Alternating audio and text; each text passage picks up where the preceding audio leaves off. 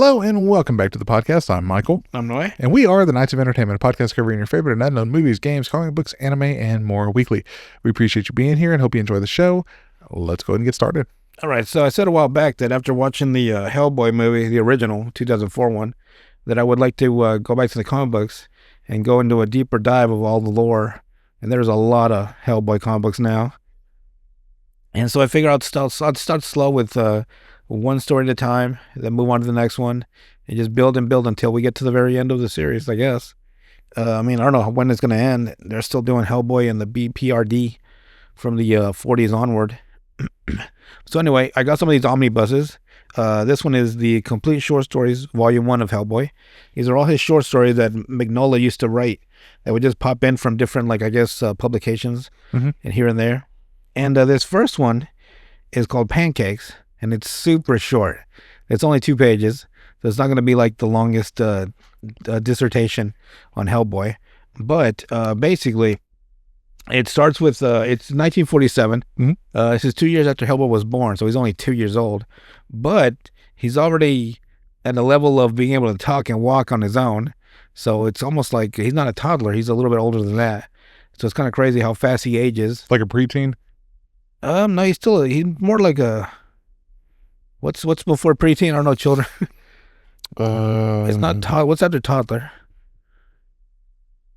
Kid, I don't know. Shit. Because he can talk, he can articulate, he can hold a spoon and feed himself, but he's not like a teenager. Right. And he's not, a preteen would be like 11 and 12, right? Right before 13. Yeah. So he has to be, what the fuck, an adolescent, I guess? Is that the right word for it? Yeah. You can tell why I don't have children. That just covers like everything. Because he's not a toddler, because he can still walk around. He's not in the diapers. Yeah. But it's only been 2 years, and he's already fully grown to that. And the story's a little goofy, but I don't know if it's meant to be goofy or if there's an underlying, with Mignola, you never know. There could be an underlining seriousness to it, serious lore to it, that you don't think about. Because basically, he grew up on an army base. He's basically government property, and they're waiting for him to grow up enough to be able to fight, monsters and stuff. So they're taking care of him. And this General Norton Ricker, for the Bureau of Paranormal Research and Defense, is giving his breakfast, and he wants he wants noodles for breakfast, but he's like, I'm gonna get you pancakes. He's like, what the hell? He was like, what the hell are pancakes? I never had pancakes before. He's only 2, and he's and it's funny because one of the spoons even has a U.S. symbol on it, because they made the fork in like America. Yeah, like American made U.S. military spoon or a fork. And so he tries the pancake, and it jumps to everyone in hell screaming at the top of their lungs. He goes to the capital of hell, called Pandemonium, capital city of hell, and you find out from Astaroth, the Grand Duke of the Infernal Regions, that you find that he's asking a question, what's going on, and this other one named Mammon said that the boy ate the pancake, so that he'll never come back to us. So apparently eating the pancake has fully humanized Hellboy, that he'll never be a demon again, is what this... It's funny that they use the two of the bigger names of demonology too. Mammon and Astaroth. There's another one named Harboim. And he says he will never come back to us now.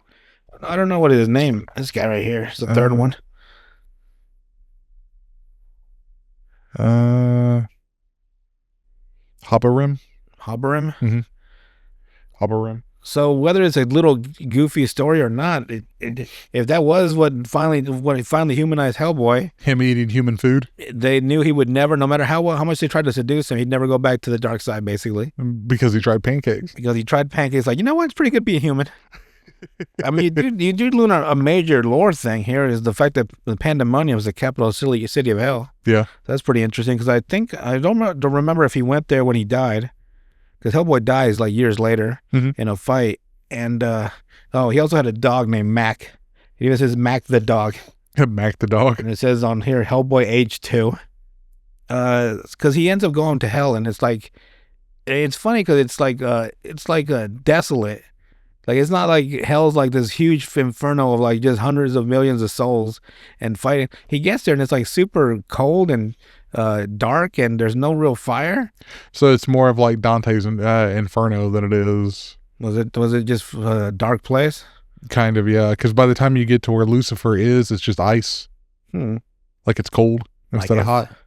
I guess he ended up finding two of his brothers, too, his half brothers. Yeah. They fucking hated him. But did they hate him as much as Trigon hated his own kids? That man lived to hate his fucking sons. Like, because he hated his kids. His daughter was all. That's all he cared about was his one good daughter. Those were pieces of shit. So that is the very first story so far. Not the very first Hellboy story ever. Right. But the first one for this series. It is called. It's just called Pancakes. Just Pancakes? Yeah. The next story is going to be called The Midnight Circus. That one's a little bit a lot longer, actually. Yeah. And you meet another group of demons. One of them is kind of like a guardian over Hellboy for some reason. Because I think he thinks that if he protects Hellboy from the other demons, eventually he can convince him to come back to their side. And the demon trying to kill Hellboy in this little mini story knows that he's making a mistake. Hellboy won't come back, and he'll be their biggest threat if they don't kill him now. Like, if they don't kill him as a kid, right, they won't stand a chance. You're not going to have a chance. You're not going to stand a chance against him when he's an adult. I mean, he's like one of the sons of the most powerful demon of all time. Like, there's no one else that would really go toe to toe with him. Who was his dad again, anyway? He's basically like the demon of demons. I don't know if it's Lucifer or Satan, but he's like the main guy. Like, he's like. I was saying, did they ever name check him though? I think so. I just don't remember what his name actually is. Okay. I don't think it's Lucifer or Satan. I think they went like a different route. Huh. I could be wrong. Could actually be those names. But if not, we'll find out eventually. Yeah. There is a story that talks about the conception of him between his mom and dad. Okay. His mom being a human witch and his dad being the demon. It's always the demon and the woman that's like either the sacrifice or the witch, or happens with all of them. Well, the other way around. It's usually the demon women pegging the men. It's like, I can't make babies like this. Deadpool would beg to differ. He can try. All right, guys. So that's it for Hellboy. So tune in next time for more Hellboy lore. Now we move on. All right. Well, based off of one of the things that you got me for Christmas here, we're going to cover the One Bad Day series. Okay. We'll start off with the most common or the most famous. The Killing Joke? Yes. Yes, we're going to be talking about the Killing Joke. The Killing Joke. So, the Killing Joke turns out to be the actual canonical story of Joker. Apparently now. Yeah, at this point. But when it was written, it was not written to be that. It was released, though, in 1988. Really? Yeah. I didn't know it was that old. Yeah, it's... Holy fucking shit. Yeah, that was the cover date. It was 1988. Damn.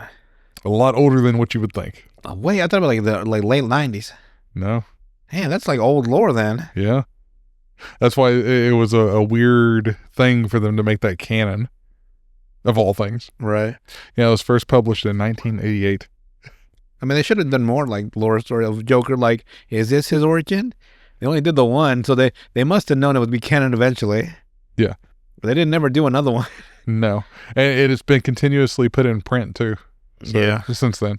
Like where they keep doing like reissues of like the graphic novels and stuff. That makes sense why when I saw mine, it was like 2008 or something. Yeah. Or 2001. Since they're reprinting it. Right. I guess I didn't read the original. Copyright was 1988. For being a dark story, it's really old. You expect that kind of stuff to happen. Well, like for in the it being 90s. So it feels like it's just like a key component of the lore. Yeah. And for it to be from so long ago, that their lore was already set from that far back, it's like, damn. So that lore was built even back then. Yeah. Like that, I thought that lore was like later, like slowly they built into like the fact that Joker was the way he is, and Batman would never kill him because it's like that one thing he can't do, and then Joker was like just like that level of like insanity that he could never predict. Yeah, I thought that lore was built late, like after the 90s. Yeah, I didn't know. You would think it would be. 88. So basically, like I said, it's part of the One Bad Day series. Starting off with this as being like the title of the One Bad Day without actually being Right. associated with the other One Bad Days. It also makes me wonder when they started the Joker, Batman lore stuff. Even older, Like how the psychological like components. even earlier than that. That's wild. Like during the Silver Age of comics. Kind of want to read his old series, see how the Joker was like back then. Pretty similar. So I think it like from the early 80s ish is whenever he started acting exactly the way he does now. But technically before it became canon, I guess, with this being the actual like Joker origin story, it was part of an Elseworld. Like it wasn't an actual like not actually taking place within the main continuity of DC. But since they've had so many retcons and so many other issues, apparently now it's canon. So basically the plot of it, okay? It revolves around a largely psychological battle between Batman and his longtime foe, the Joker, who has escaped Arkham Asylum. Batman paid a visit to Arkham Asylum and specifically to the Joker's cell. He then tells the Clown Prince of Crime that he's been thinking of their battles, more specifically, how they're most likely going to end. One of them is most likely going to kill the other. Whether it is the Joker... like, it ain't gonna be me, bitch, and started swinging off. That would be fucking hilarious. He just had an epiphany one day, like, one of us is gonna kill each other, and it's not gonna be me. It ain't gonna be me, bitch. Fucking pulls out a fucking switchblade and starts fucking stabbing him. whether it be the Joker killing Batman or Batman killing the Joker, the most likely it may happen either sooner or later, and wonders if Joker himself is aware of that because he's just talking to him basically in his cell. However, he then realizes the man in the cell is not actually the Joker due to his chalk skin smearing off whenever he tries to grab him, and demands to know where he actually is. So Jokers are not even listening to this shit. Your Batman's has a fucking huge fucking epiphany and dialogue with him, and he's like, "Who the fuck are you?" And now this guy's like, "Who the fuck are you?" A tear runs down the guy like, "That's so touching, Batman." It's like, "What? Who the fuck?" He beats the hell out of him. The Joker intends to drive Gotham City Police Commissioner James Gordon insane to prove that the most upstanding citizen is capable of going mad after having one bad day. The famous. Yeah, there's the monologue or the title. The titles are the splash title. Exactly. One bad day. And that's why this is the first of the One Bad Day series, even though they have nothing to do with each other. It's a good writer idea too. Whoever came up with that. Yeah. To pull that out from the not say like the Killing Joke continuation or something. Yeah. Like he looked at one bad day, like one bad day, and it probably rattled in his brain for weeks. Bad day, one bad day. It's like, what if we did that for all of them? What if they all had one bad day? Yeah. And then he's buzzing to Dan Diddle's office. Dan Diddle. Dan Diddle's trying to take a shit in the bathroom. What the fuck? I'm taking a shit. One bad day. So, as part of his plan, the Joker managed to scam the owner of a rundown amusement park into giving him control, also poisoning him in the process while shaking hands on the deal, revealing that the park was actually Joker's since an hour beforehand, thanks to his minions forcing his business partner to grant Joker ownership. So why would he need ownership? Just fucking take it. But he got granted ownership. Like, why the fuck did he need to go through the whole process? Like, all right, where do I sign? He just needed to take over the park, with his goons, and then they could have just used. So he needed like legal ownership of the business first. Right. He's like, now look at the taxes on this motherfucker. God damn. We need to get an investment from Bruce. They call me crazy. So along the way, the Joker has flashbacks to his earlier life, gradually explaining his possible origin at the time. Now being... I would have believed it more if he'd kept coming up with different fucking stories and inconsistencies throughout the whole miniseries. Yeah. So you go back like, what the fuck is he talking about now? What the fuck? His wife is Asian? She was white earlier. What the hell is he talking about? Like where he's just literally insane. Yeah, like there's a fucking lunatic. So the man who will become the Joker is an unnamed engineer who quit his job at a chemical company to become a stand-up comedian, only to fail miserably.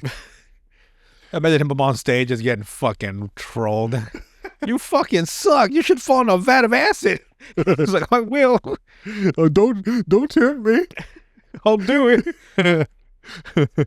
Desperate to support his pregnant wife, Jeannie, he agrees to guide 2 criminals into the plan for robbery. During the planning, the police inform him that his wife has died in a household accident involving an electric baby bottle heater. Yeesh. Grief-stricken, the engineer tries to withdraw from the plan, but the criminals strong-arm him into keeping his commitment to them. At the plant, the criminals make him don a special mask to become the infamous Red Hood. Oh, Red Hood. So it begins. Unknown to the engineer, the disguise is simply the criminal's scheme to implicate any accomplice as the mastermind to divert attention. Imagine if they had to do that. They had to canonize that story just because of Jason Todd. Took the mantle of Red Hood because of Joker's original Red Hood. You know what I mean? Yeah. Like it all went full circle. Like, well, imagine if that's the only reason they canonized that story. Could be. Because they had to make it legitimize why Jason Todd took the Red Hood moniker. Yeah. That would be fucking insane. But I could see them doing something like that. Because it wouldn't be surprising. He only took it because it was Joker's original and he wanted to get back at Joker. Yeah. It's like, you know what? I'll take your identity, basically. And now I'm the Red Hood. And going around killing everybody. So Dan Diddle's just pacing in his office. So now we got to canonize this story. How do we do it? And he turns around. That's it. 3 Jokers. Not 1, not 2, but 3. It's like, good God. And isn't there still I'm a goddamn genius. He jumps through the window. And isn't there an original one out of all of them? The original one was one of the 3. It's the one from The Killing Joke. Yeah. He's the very and it turns out his wife is still alive. And Batman always knew his secret identity, or he knew Joker's actual origins. Yeah. But he never cared or told anybody. Because it didn't matter at that point. Yeah, like no one gave a shit. Joker's insane no matter what. And I kind of want to know what happened to Joker ever finds his wife again and his kid, because his kid's grown up. Yeah. It's like a little, it wasn't a teenager, but it was like he was killed away, but he was like a child. Yeah. So it must have not happened that long ago. Huh. Like it's only been a couple years. It's weird how timelines work. Yeah.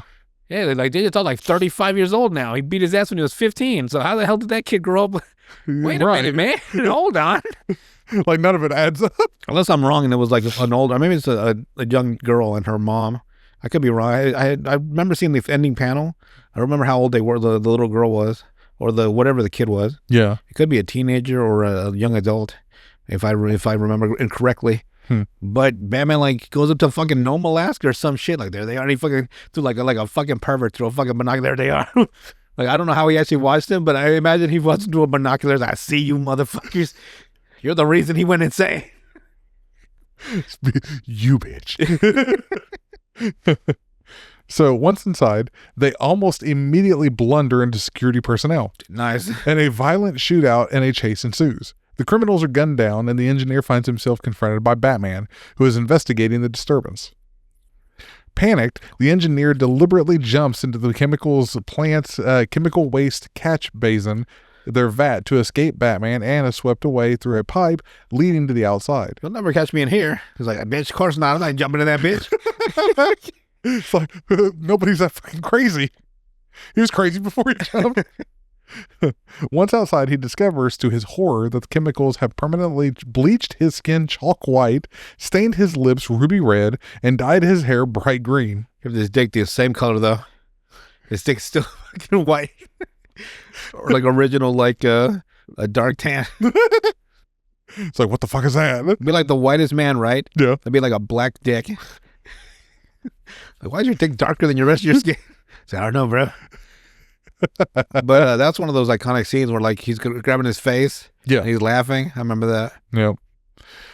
This turn of events, compounding the man's misfortunes of that one day, drives him completely insane, causing him to break out in hysterical laughter, and results in the birth of the Joker. The Joker.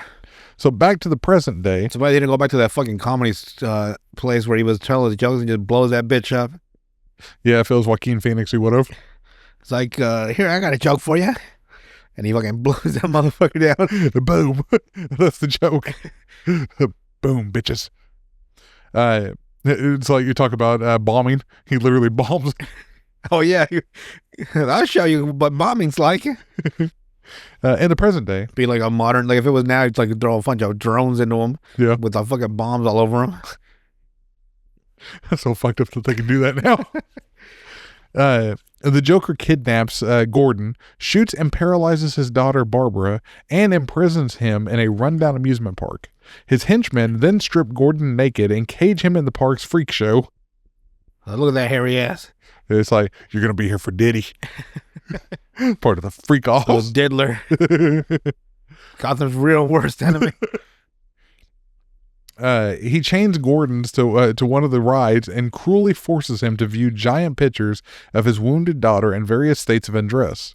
Once Gordon completes the maddening gauntlet, the Joker ridicules him as an example of the average man, a naive weakling doomed to insanity. So Batman arrives to save Gordon, and the Joker retreats into the funhouse. It's always the funhouse where Joker runs to. Big ass fight beats the hell out of him. Yeah. Gordon's sanity is intact despite the ordeal, and he insists the Batman capture the Joker by the book in order to, quote, show him that our way works. Batman enters the funhouse and faces the Joker's traps while the Joker tries to persuade his old foe that the world is inherently insane and thus not worth fighting for. Also claiming that Batman must have suffered from a bad day himself and gone insane as well, mostly because of his attire. He's like, you're fucking crazy, dude. With Joker being far more correct in his assumption than he even realized. The Batman's like, what the fuck you talking about? Shut the fuck up. You don't know shit about me. He starts fucking he has that one button on it. Defensive on yeah. I don't know what the fuck you talking about, bro. He then comments that while he doesn't remember how exactly how his bad day went due to his memories changing every time, he knows he went crazy as a result, especially after knowing how the world was a black, awful joke. He then ranted as to why Batman won't acknowledge he's gone crazy. Especially whenever he's pretty sure the Capes Crusader was smart enough to see things from his eyes, pointing out that the Cold War frequently came close to escalating to World War III due to a flock of geese appearing on the computer screen, or how the Second World War was allegedly caused by Germany entering an argument over the amount of telegraph poles they owned. The Allies had undergoing reparations shortly after the First World War. And then denouncing everything everyone has strived to fight for as being monstrous, demented gag. Was he a fucking professor of history? What the fuck? I know. What the fuck is he talking? The first one sounds familiar. The second one I have no idea about. That everything is a monstrous, demented gag before demanding to know why Batman not only doesn't see the funny side, but why he isn't even laughing at all. Eventually, Batman tracks down the Joker, and after explaining that the reason he isn't laughing at all, nor seeing it as funny, is because he's heard the joke before, and it wasn't funny the first time around. He then subdues him. Batman then attempts to reach out to him to give up crime and put a stop to their years-long war. Otherwise, the two will be eternally locked in a course that will one day result in a fight to the death between a fight to the death between them. Like what he was trying to say, you know, so poetically in the fucking Arkham Asylum at the beginning of the story. He's actually telling Joker at this point. That looks back at his notes that he had in his pocket. Like, let me read this again to you. It's like, but now there's no emotion with it. The Joker declines, however, ruefully saying, it's too late for that. Far too late. And then tells Batman a joke that was started earlier in the comic. What's the joke? I don't want to hear it. The joke is, this is a quote from it anyway. See, there was two guys in a lunatic asylum, and one night they decide they don't like living in an asylum anymore. They decide they're going to escape. So, like, they get up onto the roof, and there, just across this narrow gap, they see the rooftops to the town, stretching away in the moonlight, stretching away to freedom. Okay. Now, the first guy, he jumps right across with no problem. But his friend did not dare make the leap.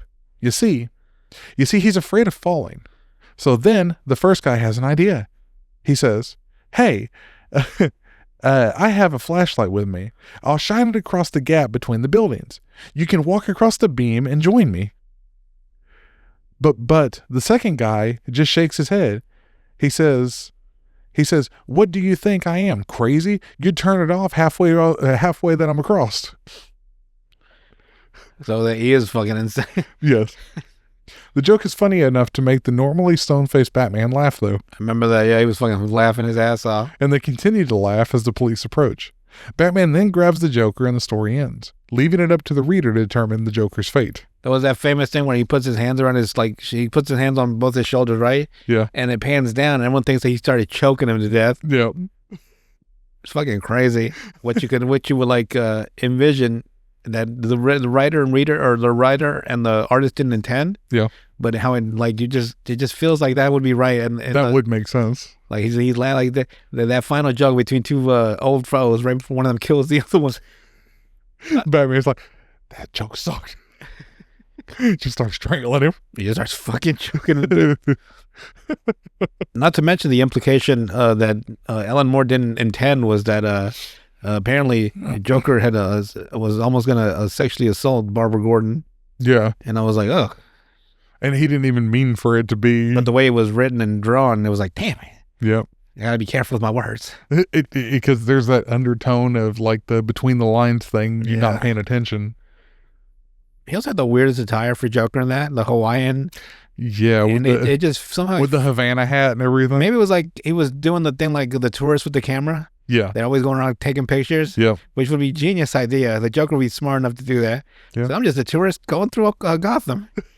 It just it's like all the craziness. Pale white as hell.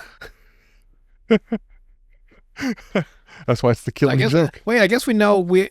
So we do know what happened because it leads up to 3 Jokers. Yeah, and he didn't kill. Yeah, he didn't fucking strangle. Which kind of ruins the whole one bad day killing joke. Dang, I guess it kind of does. Yeah, because I think it's better left if it was you not knowing what happens at the end of it. Mostly considering that it's an Elseworld, or at least it was an Elseworld, where it wasn't supposed to be mainstream, like part of the actual normal canon. Remember when I first heard that joke, I actually laughed. It's like, cause when you started reading, like, oh yeah, I remember the story now. Yeah. Because like it's so unexpected.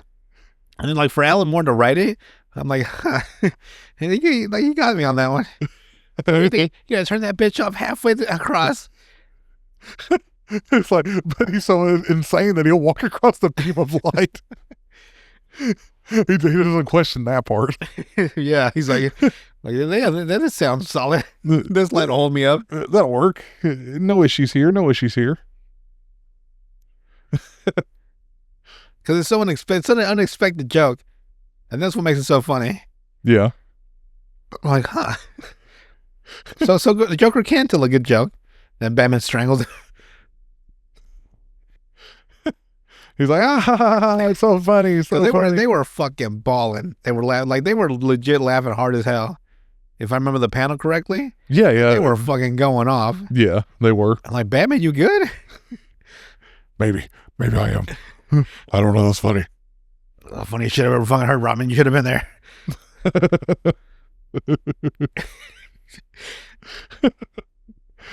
It was very funny. Okay. He tries to retell, and no one, Alfred and Robin, don't laugh at all. It's like, well, I'm not telling it right, but it was fucking hilarious. I fucking swear. The funny shit I've ever heard. Like, you're trying to tell a friend, or you're trying to retell a joke to a friend, and you're like, you're fucking it up. It's like, damn it. No, because he tried to walk over the light, but then he didn't. Because, fuck. You had to be there. You had to be there to know. Right before I strangled the shit out of him, he should have.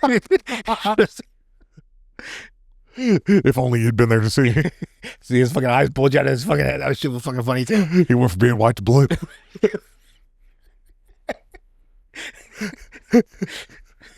It was kind of patriotic. Hit him a little time and came out some red. There you go, red, white, and blue. I did it. America, fucking body slams. This one was for you, Superman. The American way. This one's for you, Uncle Sam. You're my favorite superhero. The one character that only gets his powers by the faith of people. Faith of the American dream or some shit. It's like he's just a weak old man right now. Someone kill me, please. It's kind of like that one thing that I showed you. What was it? Not the last time we recorded, but the time before that, the chaotic good barbarian, where he makes that Jinn wish for death. Oh, Where he's like, I want to be in my own, I just want my own skin. And he's like, granted. He gives him his old skin. God. And then, kill me now. Man was a brutal barbarian for sure. There was another episode released too recently. Actually, did you ever see the Good Barbarian versus the Banshee? I don't know if I showed you that one or not. I think you did, Where yeah. it makes your bagpipes. Yeah. Okay. He turns into bagpipes, yeah. Yeah, there's another one after that though. The guy that he took the Pegasus away from that night, he meets up with him at a bar. Uh-huh. But since that night, or Paladin, I guess is what he is, named Kevin. Yeah. He's got the most The basic most name. basic name. Yeah. But since he's still under the curse of that Pegasus, of all those oaths that he swore to the thing, so he can't drink, so he's ordering milk. Jeez, I'd be fucking pissed. He's ordering milk, and the barbarians is down beside him because they'd never actually met in the entire. He just fucking jumped on a Pegasus and took off. He slapped its ass. Later, bitch. Just pop, pop, pop. Let's get out of here. Let's ride. Yeah, we'll ride. It's cool. Which one are you gonna do after this one? Do what? Which other bad day you gonna do after this one? Probably the Riddler. Ooh, The Riddler one will be pretty good, I think. I want to hear his bad day. They couldn't solve my riddles. Fuck. I put so much time into that shit. I used to love doing crossword puzzles, and then the bullies got me and shoved all my crossword puzzles up my ass. I never forgot the humiliation. I can see that too. So I found all the bullies and I torched them, one across, and I wrote crossword puzzles on the back of their ass. 15 across. What's left in blue? And just for you. This is what I was. Let's see here. There you go. Get your reaction to this. Milk, please. Milk, please. Thank you. Thank you. Gotta keep them bones nice and strong. You know who the barbarian reminds me of? For some reason, reminds me of Napoleon Dynamite. You're the voice. The fucking barbarian. Kevin. Nice to meet you, Kevin, but you look pretty down. Is something the matter, friend? Oh, well, it's just, it's my lady. My lady. By this orc. He's kind of my nemesis. I'm sorry to hear. Because she goes and basically fucks him. the orc. So what happens? Like, you have to. I'll show you the previous one before this. Capturing my lady. So My lady. he needs to be punished. Well, I would, but I have an oath against murder. I respect that, Because of the Pegasus. but the best sort of punishment doesn't require killing at all. Oh, let's go pay this orc a little visit. Oh, Brad. She doesn't seem like she's kidnapped. Well, look who's back. God, Kevin, I told you to wait until morning to rescue me. Damn, girl. Oh, and he brought a friend, too. So, bud, you want us to surrender? Drop our weapons and apologize as usual?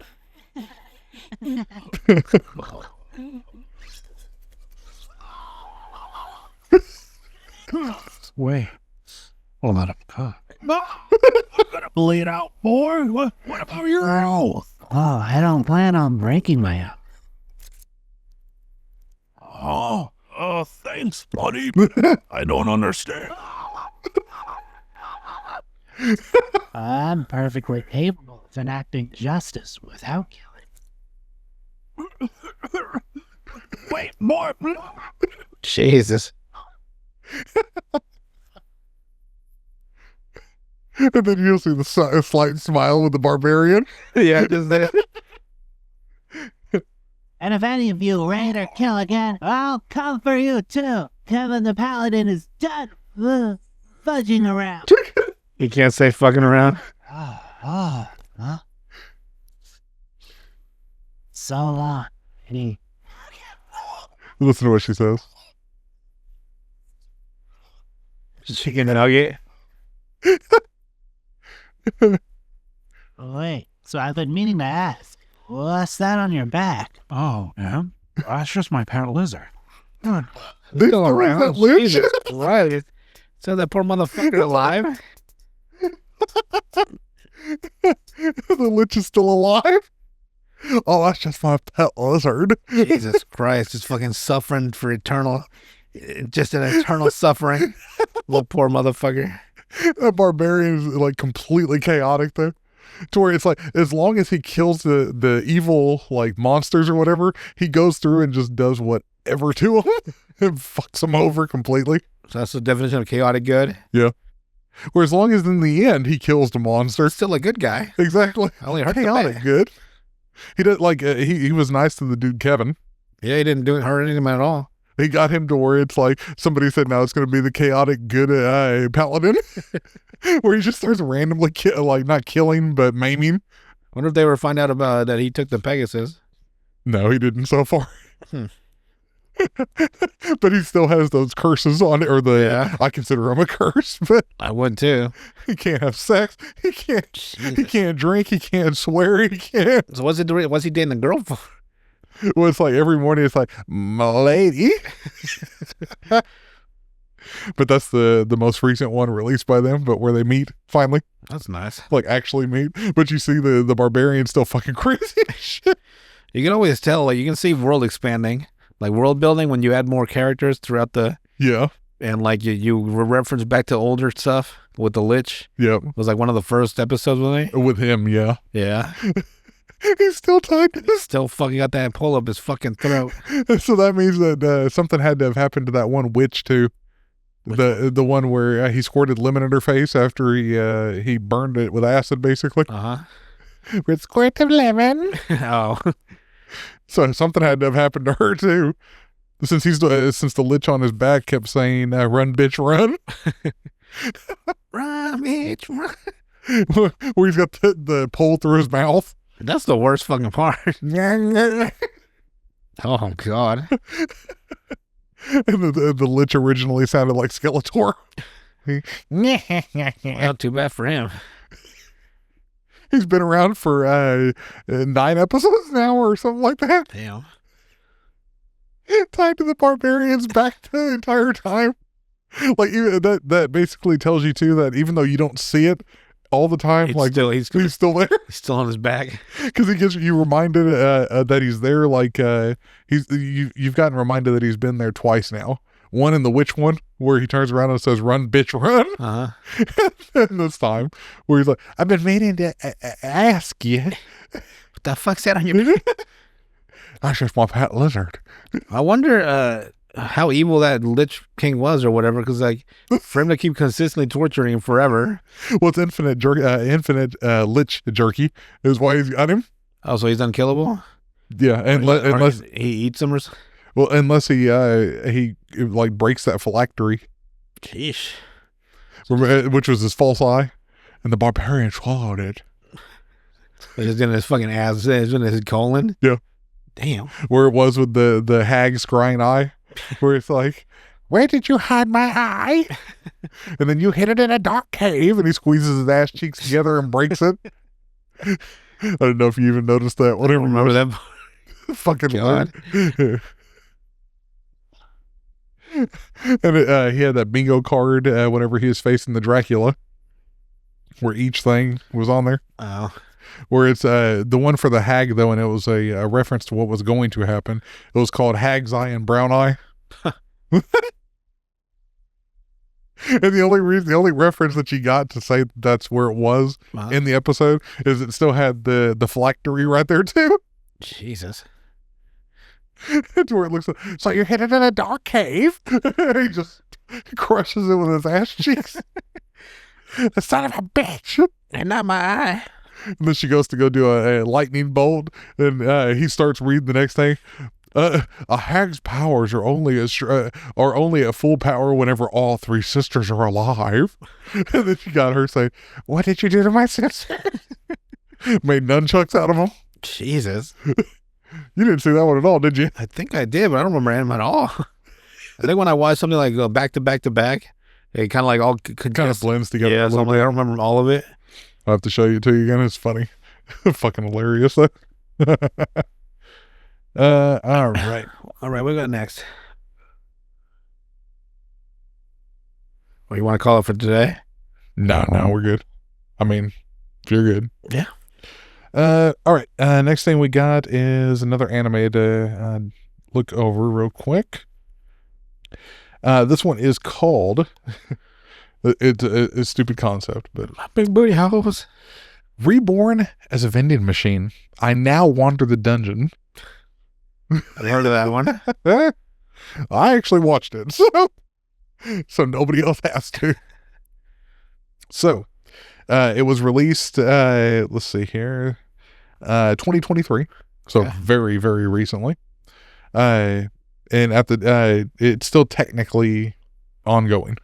You know, Golden Boy's on Crunchyroll. I did not. All 6 episodes.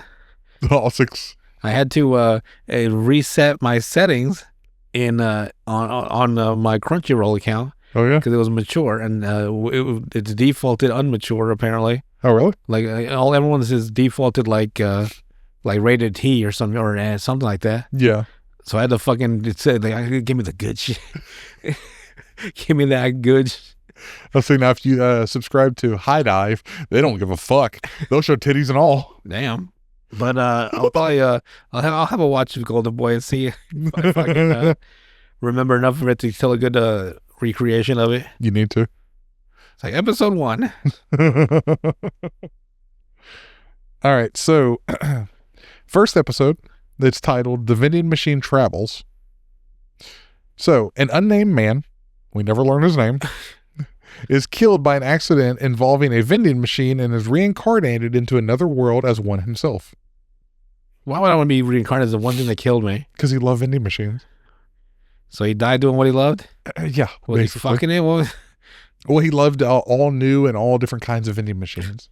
Like, he had an obsession with vending You machines. see one last shot of his dick in the vending machine before it tips over on him? Hot coffee Like, what just pouring on the him. He discovers that he contains options to upgrade himself as a vending machine. Nice. Unfortunately, it also costs points to charge his power supply, and without a customer, he will lose power in 1 month. Yeesh.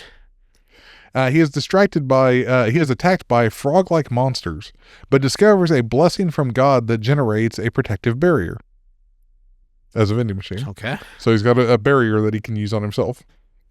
The monsters soon get bored and leave. A starving human hunter named Lamus later appears. The vending machine develops a way of communicating in which his stock phrases mean other things. So it helps him to communicate with her. So like he'll say, there's different vending machines in Japan where they'll like actually talk whenever like out of stock or like different things like. So he found a way to communicate by doing that basically. So that way she understood if he says one phrase that means no, if he says the other phrase it means yes. So you know he's sentient? Kind of, yeah. Hmm. Yeah. So he helps provide her with food and water. As her blessing is strength, Lamus decides to carry him, revealing that in a dungeon on a secure level where adventurers have built a village. Along the way, Lamus saves a girl from How deep is that fucking dungeon that you have a whole village within the fucking dungeon? like each level of the dungeon looks like a fucking world. Really? Yeah. That's wild. So along the way, Lamus saves a girl from some thugs. Lamus wants to show him to her friend Hulami on the surface, but without money for the teleportation circle, she takes him to an inn where her friend Munami works. Munami. Munami. Tunami. Must be related to Tanami. Tunami. Punani. That's my brother, Tunami. My sister Punani. And Punani is my sister. The new vending machine becomes popular with adventurers and he gains many points because they spend money with him Oh basically, yeah. Just breaking it in. allowing How do you get more supplies? he can buy them in his own like menu. So allowing him to upgrade his items. Lamus acquires a frame to carry him on her back and it names him Boxo because he looks like a box, Oh. like a giant because they don't Is she understand. original?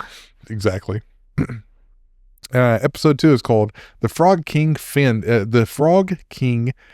God, if I could even talk. The king frog fiend appears. How did you go from Frog King to King? I got a little bit of dyslexia I for a think that second. sometimes too with numbers. Like- It'll be like if the price is $9.74, I'll be like $4.79. Right. It's What like, the what? fuck can I do that for? The customer gets super happy. It's like, oh, and then I go like, oh, it's $9.74. Like, you son of a bitch. So this is where we meet Director Bear, an actual bear who is the director of their Hunters Association. On this level of Hunter associate. Wait, what? A baby? Like if you made a deer, the hunting committee president, right? yeah, Or like you made a Nazi the hunter of Nazis or something. That doesn't make any sense. You made the bear the head of the hunting association, the Hunters Association. Yes. and are they unsuccessful at hunting because he makes sure no one gets hunted? No, they kill monsters, but he's an actual bear. Oh, He's just Director Bear. I'm not sure what I was trying to say there. I was trying to say like certain jobs don't make sense for certain entities. And that, for a hunter, yeah, that doesn't. Like we hunt bears. For him to be like he would like for some reason ever since he became president, our hunting skills have dropped considerably. Like he like self-sabotages from within. So the Director Bear asks her to take Boxo, the vending machine, as food support for a large hunt to exterminate frog fiends, the same monsters that attacked Boxo earlier. Carriol, leader of the Menagerie of Fools party, yes, that's their Menagerie. Menagerie of Fools, takes an interest in Boxo, who decides he cannot be trusted. Philomena, Carriol's second in command, examines Boxo but senses no magic inside of him. Meanwhile, Lammas becomes friends with a huntress named Shui. Shui. Yeah, Shui. Boxo decides to join the fight to protect Lammas, though. Lammas discovers that Boxo on her back is a counterweight. He basically helps her usually poor control of her strength with something extra on her back. So like she's usually super, super clumsy, but by carrying the extra weight, she can counterweight. actually fight. That's nice. Oh, that's how the writer's like this fucking genius. So that's that way he always carries him and not to be a burden. Yep, He that's goes, exactly what it is. then he fucking puts his pen down and he goes and starts checking off.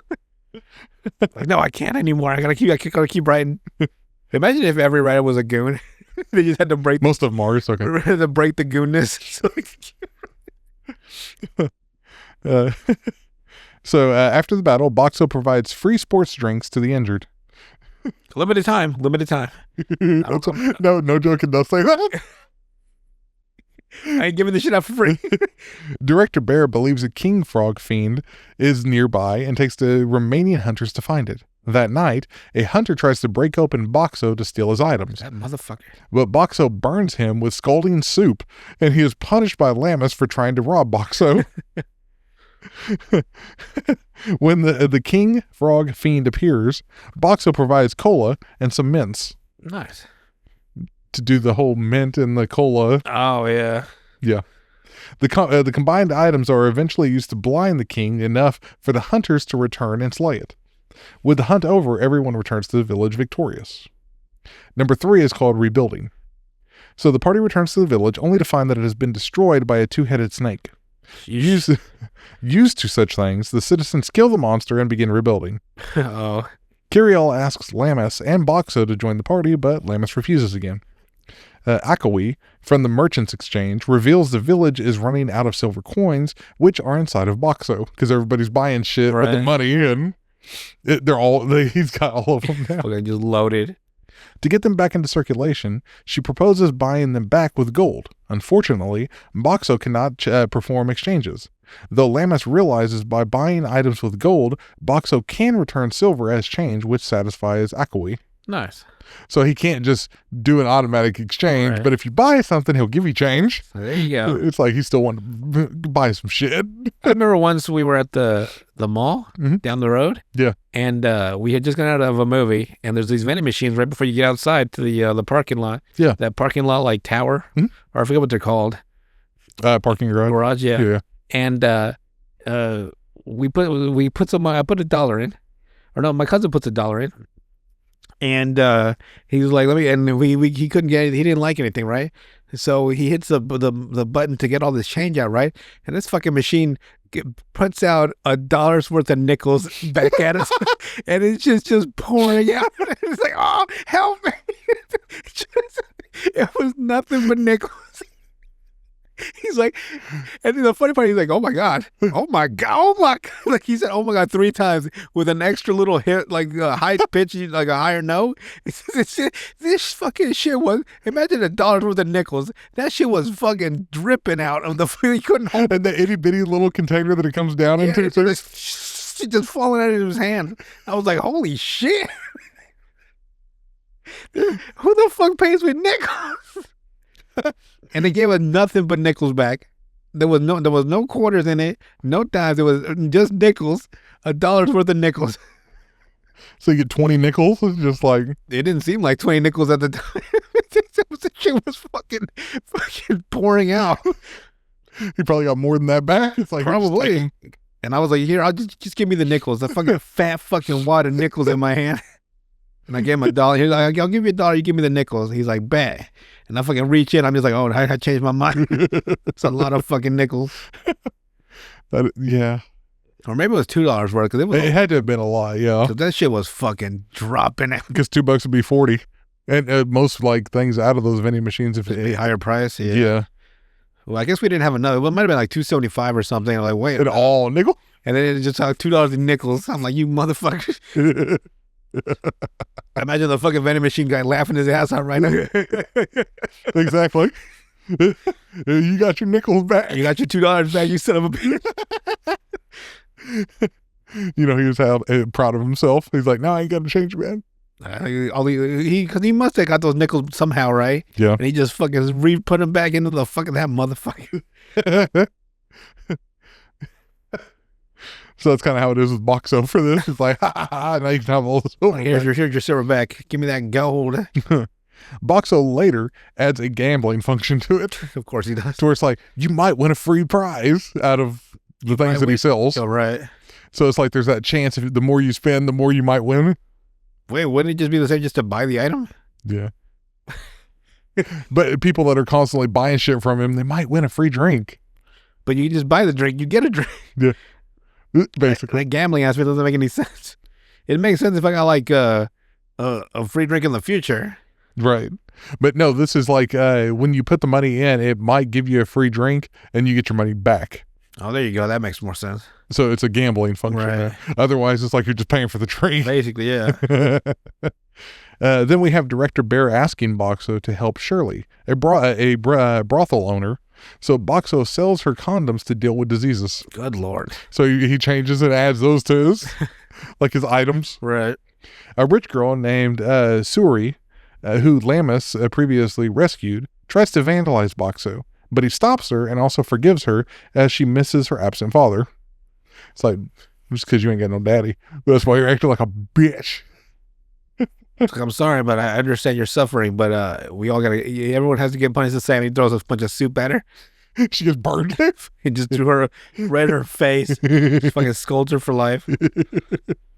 Boxo also begins to sell soap at the public baths. Director Bear asks Boxo to use his camouflage skill to catch criminals in the act. The busiest fucking vending machine of all time. I know. Every business. While disguised, Boxo overhears Asuri trying to buy him from Lamus, who refuses. And so the rich girl wants to buy the vending machine. Boxo is overwhelmed with emotion by this before revealing himself to Lamus. Revealing himself. Yeah, because she was right in front of him, but he was like... Pops out. Because he was camouflaged. Right. To where he went invisible, basically. Episode 4 is called Boxo is Abducted. So Boxo is kidnapped by thieves, including Gugoyle, the hunter who tried to break into him previously. They take him to their hideout with a kidnapped magic item engineer, who turns out to be Lamus's friend, Hulami. She and Boxo quickly become friends, and with her expertise, she realizes Boxo contains a human soul. So she's actually smart enough to figure it out. Right. That night, the thieves sneak in to attack Hulami, but Boxo persuades them to leave by dispensing pornographic magazines. It's like, here you goons. How much shit does he have? The fucking supermarket. Because he can just change out magically whatever. The thieves leader gives her 2 days to break Boxo open or she will die. Shortly before the deadline, the hideout is attacked by Lammas and the Hunters Association in search for Boxo. The attack sets off explosives that buries Boxo and Hulami under rubble. They survive inside of Boxo's shield while he also provides Hulami some oxygen, because he can create an oxygen tank that For $9.95, you can have this oxygen tank. basically, yes. So he can create it due to the fact that you can buy oxygen, like not masks or anything, but I guess in Japan that's one of the kind of vending machines that you can use where you can breathe in just pure oxygen. You can do that from a vending machine? Yeah. That sounds baller as fuck. Let me take a quick break and just fucking inhale pure oxygen. Medical grade. Yeah. In turn, Hulami provides Boxo the thieves' gold to help maintain the shield, because his shield uses up his credits, basically. Shit. Lammas eventually finds and reunites with Boxo and Hulami. Kiriel is revealed to have uncharacteristically aided in Boxo's rescue for free by capturing the thieves. Though he insists it is a ploy to eventually have Boxo join the menagerie of fools and help Kiriel achieve his dream. Episode 5 is called Vanity, Pride, and Vending Machine. So while Lammas is embracing Boxo, Hulami reveals that Lammas hates losing people since her and Hulami's parents were killed in a monster attack. Suri tells Hulami that there will be a gathering of merchant families and their magic item engineers. A girl from a rival family named Kanashi will be there. So she asks Hulami to pretend to be her engineer and Boxo as her latest item. Kanashi's engineer presents an automaton that obeys orders. Hulami is outraged as it is made with a mind-controlled human soul, which is against the law. With the automaton going berserk, Hulami helps free the trapped soul. As such, Kanashi is disqualified. Later, the village's restaurant owners panic whenever a popular restaurant called Chains opens a branch. It's like the most basic of name. It's a chain. It's a chain restaurant. It's called Chains. Quite the satire there. The meta joke. Exactly. Just chains. Because there's multiple on every dungeon. Yeah. So they ask Boxo for help. After Lammas and Hulami discover Chains' food is low quality, Boxo provides several novel items which the chefs reverse engineer so they can make themselves. Chains goes out of business in only 1 month. Kiriel asks Boxo and Lammas to join a campaign. Despite Boxo's mistrust, he decides to accompany Lammas as she wishes to improve her abilities. Episode 6 is called The Fighting Vending Machine. So by providing free ingredients to make home-cooked Odin, Boxo facilitates love between a shy shopkeeper and a village guard named Gorth. Spring arrives and Kiriel's party is organized to check the population of crocodile fiends. So we had the frog fiends, now we have the crocodile fiends. All They're lizards. real innovative here. So just every kind of animal, just it's a fiend. But anytime a reptile, it seems like. Yeah. This dude hates reptiles. It seems like. So Boxo provides a portable toilet with a privacy tent, which the ladies are grateful for. Yeah. It's kind of a weird. Yeah. Kiriel decides to call the crocodile fiends to prevent them from hunting humans. Hulami reveals to Boxo director Bear, asks her to look out for a stratum lord, which is like a level lord for each level of this dungeon. Oh. It's like a stratum. Stratum, I guess is the right word for it. A rare monster similar to a dungeon boss. Almost immediately, the crocodile lord appears, forcing everyone to flee and leave Boxo behind. Boxo dispenses fried chicken to Distracted, but is he himself swallowed. Shit. Here's some fried chicken, bitch. It's a big ass fucking crocodile. Yep. Safe inside of his barrier, Boxo floods the Lord's stomach with cleaning chemicals and gas, and then creates a spark by heating a tin can inside of his microwave function, causing an explosion that kills the Lord. Of course, he has a microwave function. Exactly. This vending machine has everything. It seems like it. Because he can just transform into different kind of vending machines, basically. Nice. Boxo receives a valuable coin as a reward, but magic leaking from the Lord's bones collapses the ground underneath him. As he plummets into an even lower stratum, all Boxo can think about is a distraught Lammas. All he cares about is his new friend. Not my baby girl. Mm-hmm. Episode 7 is called The Voracious Devils. So Boxo lands on the next stratum, a giant maze. Defeating the Lord has given him 1 million points, which he spends leveling up to rank 2 vending machine. He is disappointed that the coin he received is just a medal proving he killed a Lord. As a rank 2, he unlocks a solar panel to recharge his power without spending points anymore. Nice. So he can just recharge himself now. There's sunlight there. Yeah, because each level has its own world, basically. Guess in my head, I'm still seeing just a dungeon. Yeah, this is think open sky and everything. Damn. Even if the dungeon is just providing a mimicry of everything, Right. It still looks like an open world. Yeah. So eventually, he encounters 4 young creatures called bear cats. Suko, Pel, Short, and Mekane. Man loves bears. Mm-hmm. He does, apparently. From the conversation, Boxo deduces they are seeking treasure in a maze since they must eat a lot to survive. Unfortunately, they do not realize that Boxo is conscious, so they plan to sell him to Chains. That's their idea. Like, guess who's back? Chains. They were attacked by a colossal flame Skeletitan. Is the name of it? Skeleton. It's a giant skeleton on fire. The mazes Stratum Lord.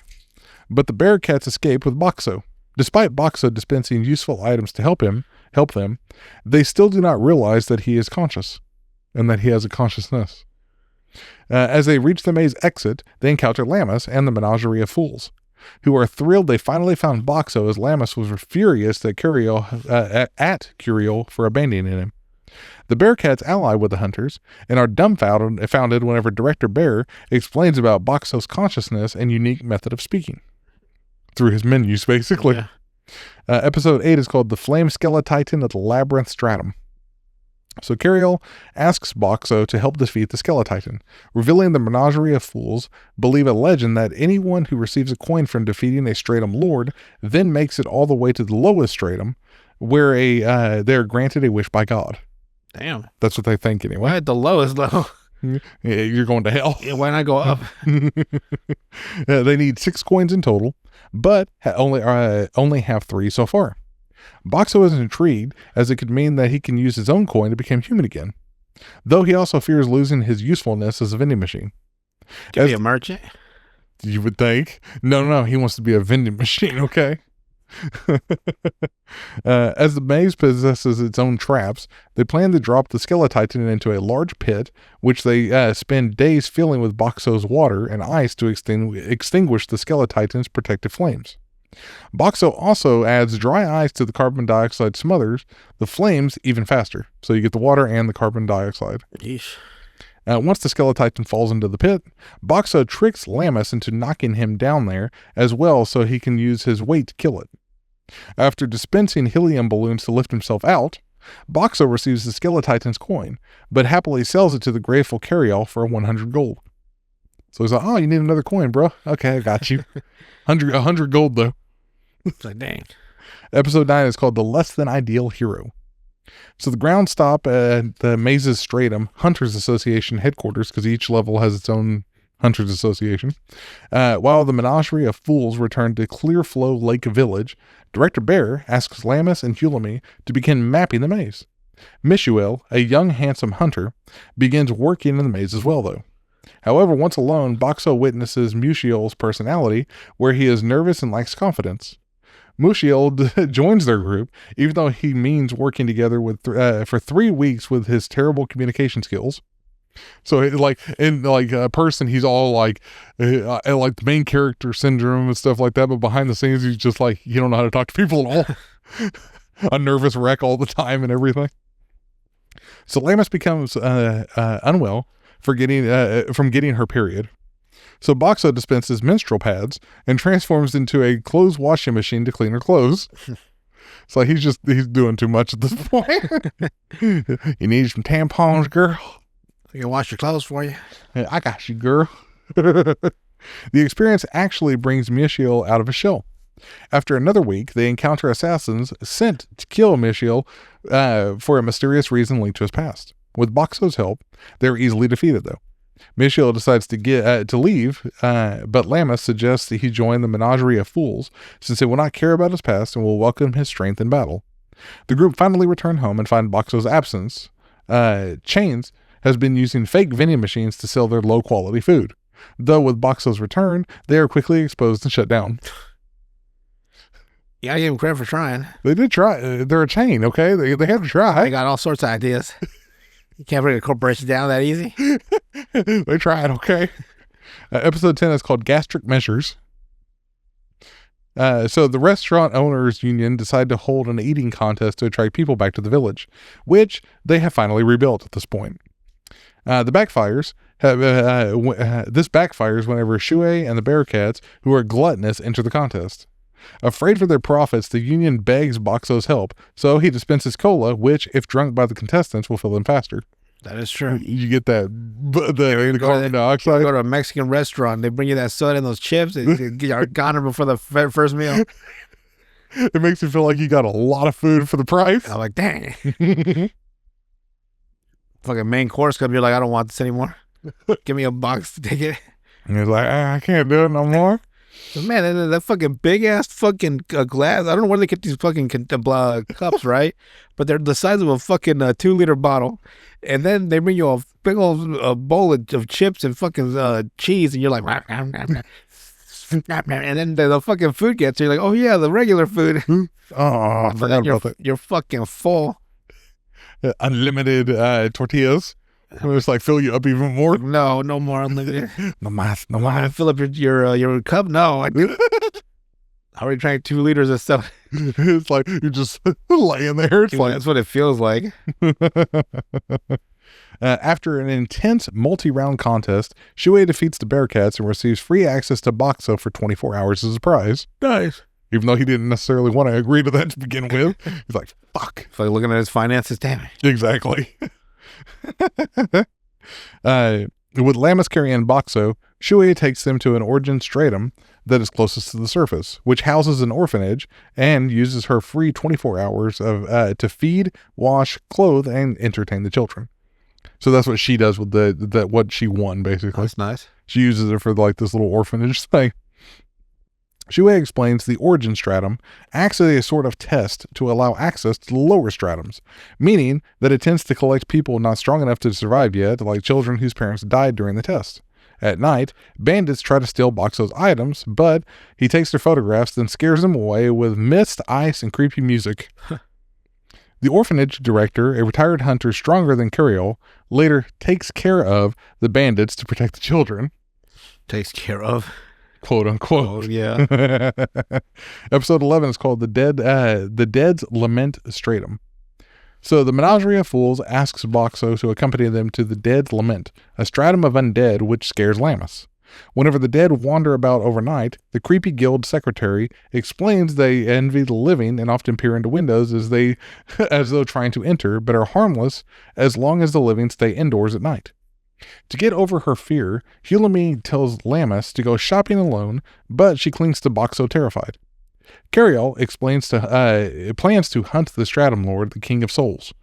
As night arrives, Boxo encounters an undead child seemingly asking for a drink.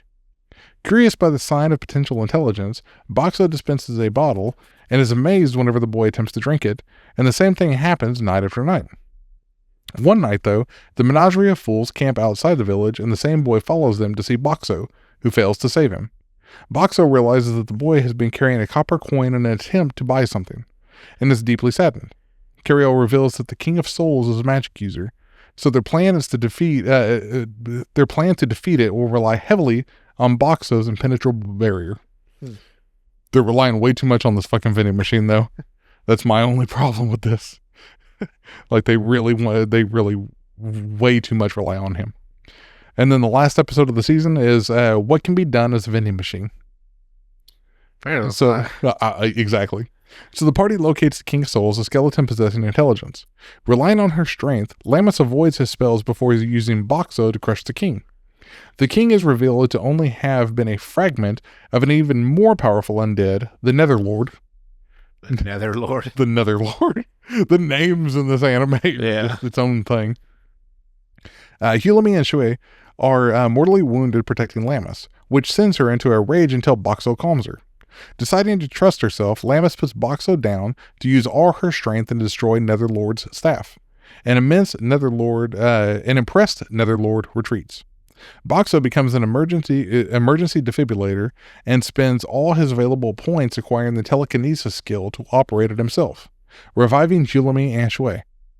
The return home to inform Director Bear of the Netherlord, revealed as one of the Demon Lord's generals.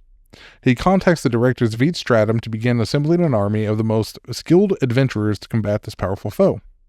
Cariel considers abandoning his goal to ensure the party's safety, but they convince him to keep going. Lammas takes Boxo to the spot where they first found him and thank him for everything. Hulumi and Shui secretly follow and thank Boxo for saving their lives by kissing his screen. They make a jealous Lammas kiss him as well, though, to her embarrassment. Boxo decides life as a vending machine is not so bad, though. I'm sure. He's got these girls all around him. It's like, What's he gonna do with no dick? exactly. He can look. Basically. That's about all he can do, though. I can vibrate, girl. He probably could at this point. He does basically everything. It's like, I can give you pleasure, but you can't give me none. All right. And are you ready to finish out the night with some Reddit? Yeah. All righty. Oh, my back. My back is killing me. So the first one is by Specialist Link 3972. This person puts, I grew up in a dog-free household. To me, encountering a dog was like encountering a wild yet playful baby elephant. So it was a pleasant surprise whenever my girlfriend brought up the idea of buying a dog. We bought a small puppy. It's like, is that possible? It's like, You never thought of that. I've seen dog poop on the streets before. It always looked like typical poop emoji, or at least whenever I noticed it always looked like that. I could not have known that dog poop can also look like tiny pellets sometimes. I bought a vegetarian pizza and was eating it on the sofa. The dog jumped up on the sofa. I picked him up and put him in his pen. I saw a small brown piece on the sofa. It looked like an olive. You nasty motherfucker, bro. For context, we keep our house immaculately clean, and a small piece of food while eating would mean that I had just dropped it.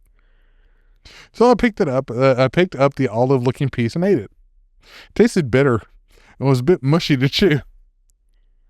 I swallowed it anyhow. Jesus. I could taste an ever so slight fecal aftertaste. It was Slight fecal. How do you know what a fecal aftertaste? right.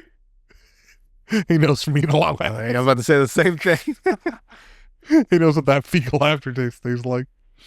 It was only cleaning the backyards a few days later that I seen a solid dog turd, plus those olive-shaped pellets around it. The realization was a little hard to digest. No. I hate some dog shit. He stands up and starts back. Like, it's one of the. You ever see that scene from Breaking Bad, where Hank finds out that Walter White was Heisenberg? He's he has a fucking nervous breakdown. That's kind of how it is, though. Next one is by Fish Chips and Ranch.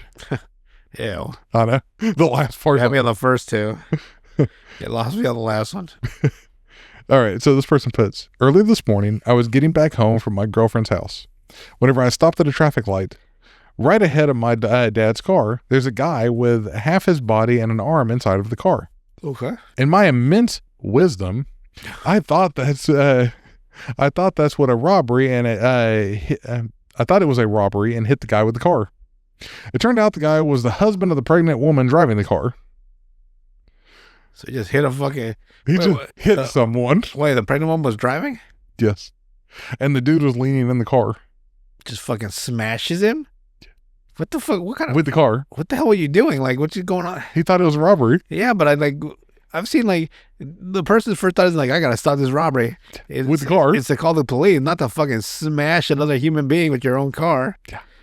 Yeah. Something's mentally wrong with that person. Turned out the guy was the husband of the pregnant woman driving the car. Police was called and everything, and obviously I was at fault. We exchanged contacts, and I contacted my insurance. I was honest with the insurance worker. I learned that it's no good to lie in those insurance things. After 20 days, the insurance declined the claim because I purposely hit the guy. Now I'm stuck with a $5,000 debt for the repair on the guy's car, motorcycle, and my dad's car with a job that pays me $1,000 a month while paying for my apartment and my college loan. F my life. That's what you get. Edit. Just to clarify, this happened at 11:30 p.m. on one of the most violent parts of Brazil. Still, that's no excuse. Brazil. They have insurance in Brazil? Apparently. And the first comment, how'd it go from Batman to broken one move? Stop that. I'm going to get you. I hit you with my car. I'm Batman. Like a person below him. Surprised Joe wasn't in the mix. Yeah, no kidding. You get you fucking arrested for trying to kill somebody. Like, just, good God. And then this sub called, today I fucked up. Guy fucks up. People in the comments, surprise Pikachu face. Oh, did you? Oh, really? I can't believe it. All right. Next one is by just some guy in Oregon. At least he's honest where he's from. First puts, I was talking with a coworker about past jobs, and I mentioned that I really enjoyed my time as a substitute stripper. Wait a minute, a substitute? They go to different fucking strip clubs right, when the other ones were to take a vacation and they cover for it? It was great, I told them. It was dark and a comfortable environment. The music was fantastic. I would just go to work at my table, and before I knew it, my shift was over. Then, seeing my coworker's reaction, I realized what I had said. I was a stripper for a newspaper printing house. Wow. You should lead with that. Newspaper stripper. I looked for flaws and negatives and fixed them, laid the pages out onto impressions, and generally did very unsexy things to make newspapers and magazines. I'm feeling sexy. All this been explained, all is good. Said coworker continues to tell new hires that I used to be a part-time stripper during the introductions though now. As they should. Which results in me rapidly explaining what that means. Newspapers. They're like, what the fuck's a newspaper? Boomer. Exactly. Hey, boomer. You want to hear the most boomer thing ever? What's that? So they were getting made fun. They were doing the whole hey boomer thing, right? Oh yeah. All over the internet. Yeah. Hey boomer. Hey, like all these little memes and skits and videos and all this, right? And none of the older people found out about it until they read it in the newspaper. The most boomers. It's like, hey boomer. What did that mean? They only got offended after they found out what it was through a newspaper. It's like, what the fuck? These motherfuckers making fun of me. I ain't no goddamn boomer. Fucking turns the page. You ever try to maneuver a newspaper? It's just a fucking... Oh, yeah, it's a nightmare. God dang, man. I mean, as a kid, you know how they do the free trials for, like, the Oklahoman and stuff like that? I would always... My parents would always get that just for the fuck of it. It's like we never paid for the actual price of the newspaper. But when they'd give the free subscription for, like, a couple of months... I love the comics in it though, like the Dilbert ones and stuff like that. Yeah. And just trying to read those sons of bitches. Oh yeah. My God. Man. And that was whenever it was starting to go out of style anyway, but. So they should fucking just transfer into a fucking magazine. Yeah. They're easier. They're smaller. They're easier to maneuver. But apparently fucking the newspapers have that clout. Like, no, they don't. They're fucking useless. They're fucking fat as fuck. Well, they're antiquated now. Your hands are black from murder. It's true. It does get all over you. It just gets everywhere. Next one is by Lavender Schmavender. Yeah, Lavender Schmavender. It's like, what? Okay. This person puts, so Red Lobster has 3 delicious Brussels sprouts that I really enjoy. Red Lobster almost went out of fucking business. I know. Well, their stupid fucking deal about that lobster bullshit. I know. What was it, like all you can eat lobster or some shit? Now it's by weight, I think, or something like that. You dumb sons of bitches. Their biscuits are good though. Cheese biscuits. Cheese biscuits I haven't tried. I don't remember eating Red Lobster. Well, you can buy the mix from the store and make it yourself. That's how good they are. So there's a good food that you can buy it in the store. Exactly. I wanted more Brussels sprouts, but felt too embarrassed to order it again the next day, nor take the 20-minute drive. So I decided to find a copycat recipe online and make it myself. Because I knew how much I loved those Brussels sprouts, I decided to purchase 2 bags of it so I would be more than satisfied. I debated whether or not I wanted to just use 1 bag and save the other for later, but I decided to make both bags instead. I should note that I live alone and made it only for myself. It was about 10 p.m. whenever I finished cooking and ate about half of the serving. I decided to save the rest for later and went about my night. I started to have a lot of gas, but I knew it was just from the fiber amount from the sprouts and ignored it. I went to bed and woke up at 3 a.m. starving. I was craving the Brussels sprouts I made, so I finished the rest of them before going back. Damn, man. Man's fucking in love with Brussels sprouts. I don't think they're that great. I can't get enough of this shit. It's all I eat. It's all I think about. I just need more fucking Brussels sprouts. It is now the next morning, and I am seriously regretting my decisions. I just thought I'd have some gas and one big number 2. However, I was severely wrong. I have been back to the bathroom at least 10 times now because once I think I'm done pooping, there's more to come. I'm even writing this from the toilet. It feels like my chocolate starfish is on fire in the amount of times I've had to go. I've already gone through a roll of toilet paper. Needless to say, as delicious as Brussels sprouts are, they must be eaten in moderation. And no, I did not learn my lesson, as I just ordered more Brussels sprouts from Longhorn Steakhouse. Well, But I'll wait until tonight to eat those delicious devils. Like, you didn't learn your lesson the first time? he learned to eat in moderation. Then there's an edit. The toilet terror only lasted about 30 minutes. I am completely fine now. I had half a bottle of 10-ounce apple juice around the same time I ate my second serving. Bro, so you just completely fucking sabotage yourself. Apple juice and Brussels sprouts? God. He's wanting to die. Skyrocket to Mars. I also take Zoloft, which increases GI mobility. Dang. Wait, so he said he went to the bathroom like 6 times, but it was only 10. half an hour? 10. He did it all in half an hour? Yeah. Should just sat in the toilet for half an hour, just shit it all out. Yeah, but no. He got up. It's like, oh shit, gotta go again. Gotta go back. After he already wiped and everything, went through a whole roll of toilet Just paper. wasted time. You're wasting time, bro. Just sit on the toilet. I probably should have added that. I did have a little caffeine this morning as well. Jesus. That likely aided in my digestive issues. I promise I eat vegetables regularly and consume my daily amount of fiber. I just couldn't resist the temptation of those delicate sprouts. The way he adds something to every fucking every time he talks about Brussels sprouts. I'm hydrated and avoiding anything that will ramp up my digestive system. This is until tonight at 10 p.m. where I will once again devilishly delicious, divine Brussels sprouts. which I will once again consume my final and much smaller serving of Brussels sprouts. Here's the much requested recipe. It even gives you the recipe for it. Like the first comment's like, bro, is you good? Like, the next one comments like, are you fucking these Brussels sprouts? Because I need to know. Let's see what. Remember that guy that was fucking the chicken breast, and he was worried that it would get an infection on his dick. So he said he had this elaborate story that it fell on his dick as he was cooking because he liked to cook. Oh yeah. And I'm like, bro, what the fuck?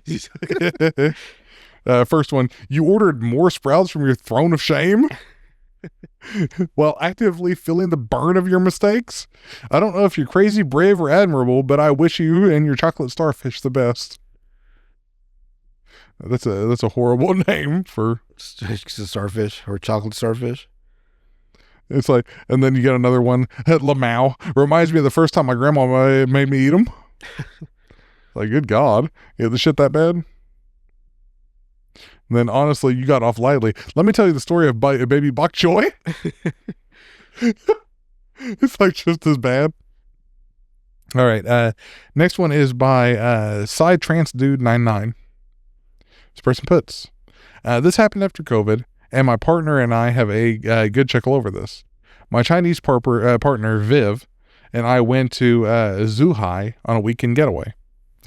It was just after COVID, so we decided to travel across the Hong Kong border and enjoy a romantic weekend. Now, in China, many public places have squatting toilets instead of the standard Western The ones. famous squatty toilets. The look on your You face. wouldn't fucking pay me to. You don't want to squat? Hell no! How the, I gotta take my whole fucking pants off? What the fuck do you mean squat? You nasty motherfucker! Just get a fucking toilet. What the fuck do you mean squat? You don't want to kneel? What if I have bad knees and my shit just blows out? So I'm just laying in a pile of shit. My knee! Fire legs are broke. All at the same time. Legs. Wipe my ass first. Be all over the fucking news in China as a nasty American. Nasty American. He falls in his own shit 600 pounds. Falls in his own shit after breaking kneecaps. and broke toilet after. He caved in a hole in the bathroom. All right, so he What if I says, fucking miss? shit on the floor. That's so horrible.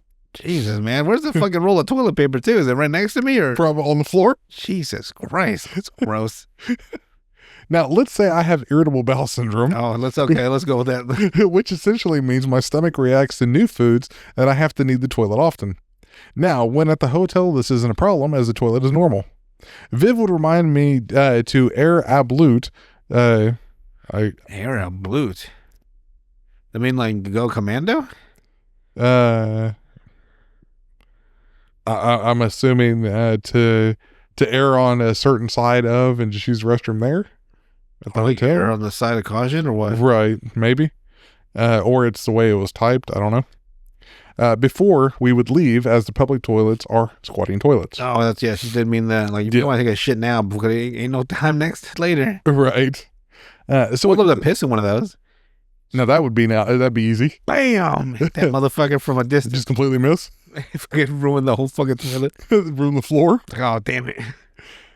So we went out with friends to a small private restaurant. Had some delicious new food. The fuck's a private restaurant? They're all public. They're not going to invite you to the restaurant. Come on in. Like, what do you mean private? Only by invitation? What the fuck are you talking about? Had some delicious new food.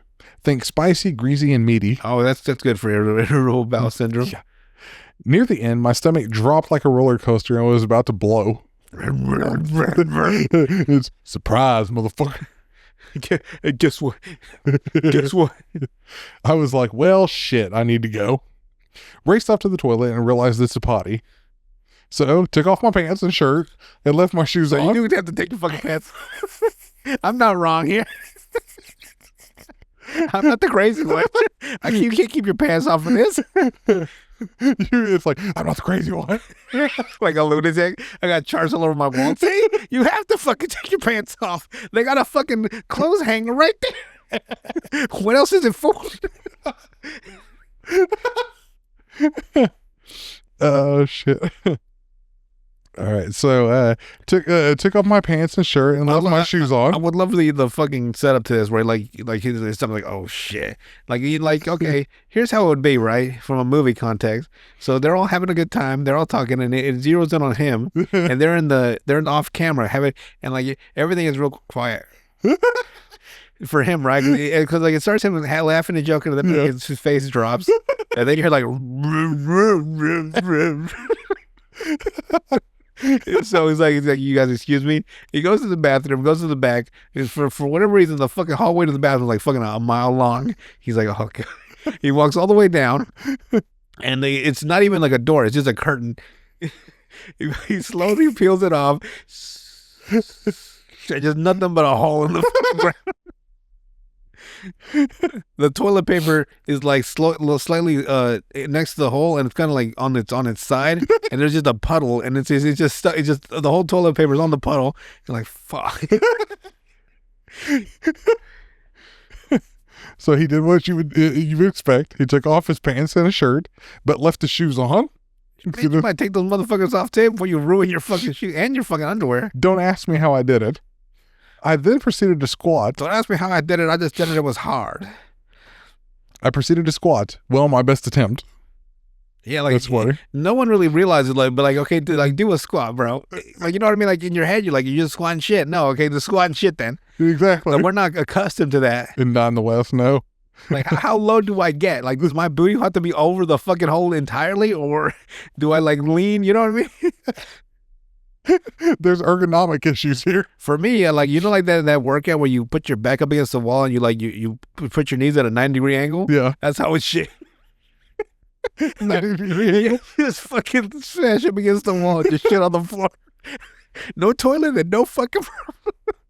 Just blow your fucking kneecaps out with the shit, because that shit burns your legs out. Like that video I showed you of the guy taking a dump in public, and then he fell in it. Oh, I don't remember, but I'm sure I've seen 100 of them. Let's see here. I then proceeded to squat, well, my best attempt at it, and take a massive dinosaur-like dump. Think the scene. Went like, ba-da-da-da. Or was that the fucking Jurassic Park theme? Yeah. I think the scene in Jurassic Park with the dinosaur poo. Then I slipped, lost my footing, and then this is where the today's fuck up happens. Oh, this is where it happened. It happened when you ate that fucking Chinese food that fucked up your stomach. Today I fucked up number one. Oh, God. Slipped and landed in my own shit and went all over me, and I meant hair, hands, legs, balls, everywhere. Wait, I thought it would fall into a hole. Apparently he missed it. Oh, well, there you go. So now I'm covered in shit. Thankfully my own. Shit. I wouldn't care if it's my own. I'd fucking throw up. And smell and feel like a sewer. Today I fucked up number two. Almost ran out of the bathroom naked as I didn't realize my clothes were off. I hope you cleaned As I yourself. walked out of the stall, the owner / waiter walked in and screamed. The owner / waiter. He's the owner The and only waiter. employee. The He's the bus cook. boy. The cook. He's everything. It's just somebody's house. Like, God, bet it is. He fucked up their bathroom. He's like, I got to shit here too, bro. What the fuck? Viv, bless her soul, ran to the bathroom, saw what had happened, explained the situation to the manager. She then got me in new clothes and some soap and washed me in the bathroom, as some of them have removable shower heads. You nasty motherfucker. I walked out as fresh as a daisy, returned to raucous laughter from her friends. That's right there. That's a keeper. Yeah. Oh, fuck, you fucked up. She fucking washed him clean. Yeah. Instead of leaving, like, you nasty motherfucker. Ended up getting my meal comped as the owner felt sorry for me and said this is the funniest thing he'd ever experienced. I bet it was. Oh, I proposed to Viv not long after that with the line, "You put up with my shit so you can handle me with my worst." And then the edits of spelling and grammar. Can't specifically remember why I took off my shirt and pants. What do you mean you can't remember, bitch. You need to take that shit off. It probably was because I was a neat and hygiene freak. Edit 3, Viv and I are married. She said yes. You can't squat with pants on and take a shit. You're going to shit into your fucking pants.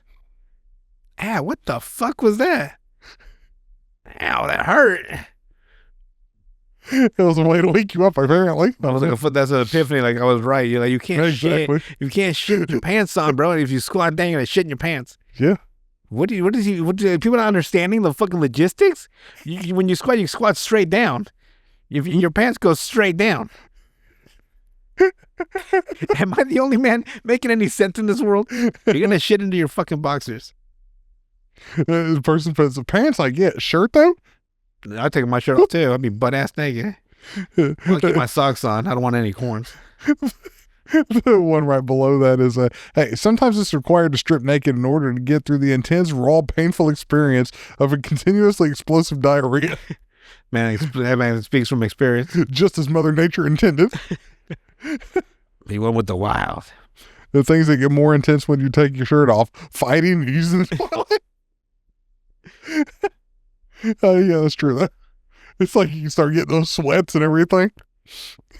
By the way, I saw a video once where, you know when the guy always throws their shirt off before they fight? Yeah. This other guy, this was genius, by the way. So he sees the guy taking his shirt off, and he just starts fucking cracking him on the face as he's putting his shirt off, so he can't see him. So he starts fucking smashing him, and like the guy's getting rocked hard, right? And he's like, oh, let me take. He still tries to take his shirt off.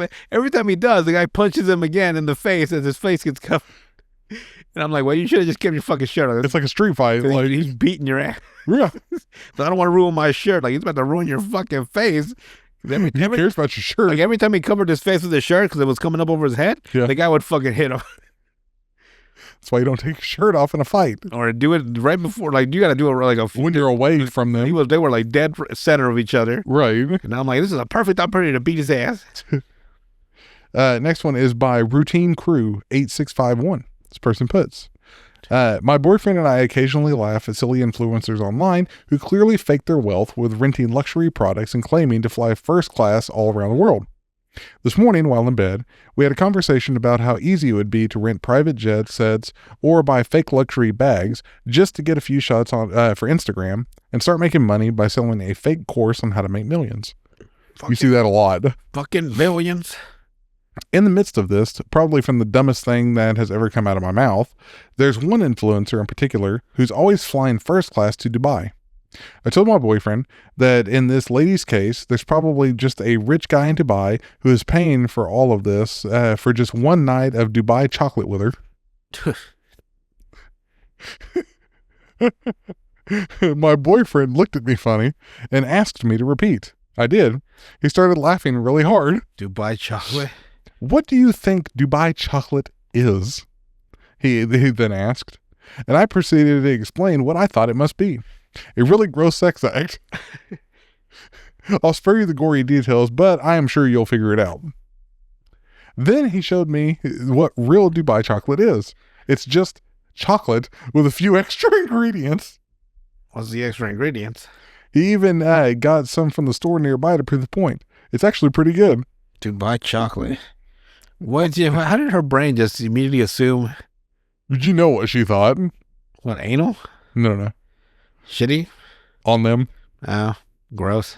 Which apparently does happen a lot, but I don't know how that would be a turn on, but you know, is what it is. I'm not a billionaire. Maybe once I am, I'll find it. It's like, oh, I get it now. I get what it is. It's a humiliation because I'm too rich to be humiliated. So I gotta get shit on apparently. Next one is by Thin Leadership 3284. This person puts, whenever I was in uni, so you know they're not from the United States automatically when they're using the word uni. I was a Division 1 water polo player.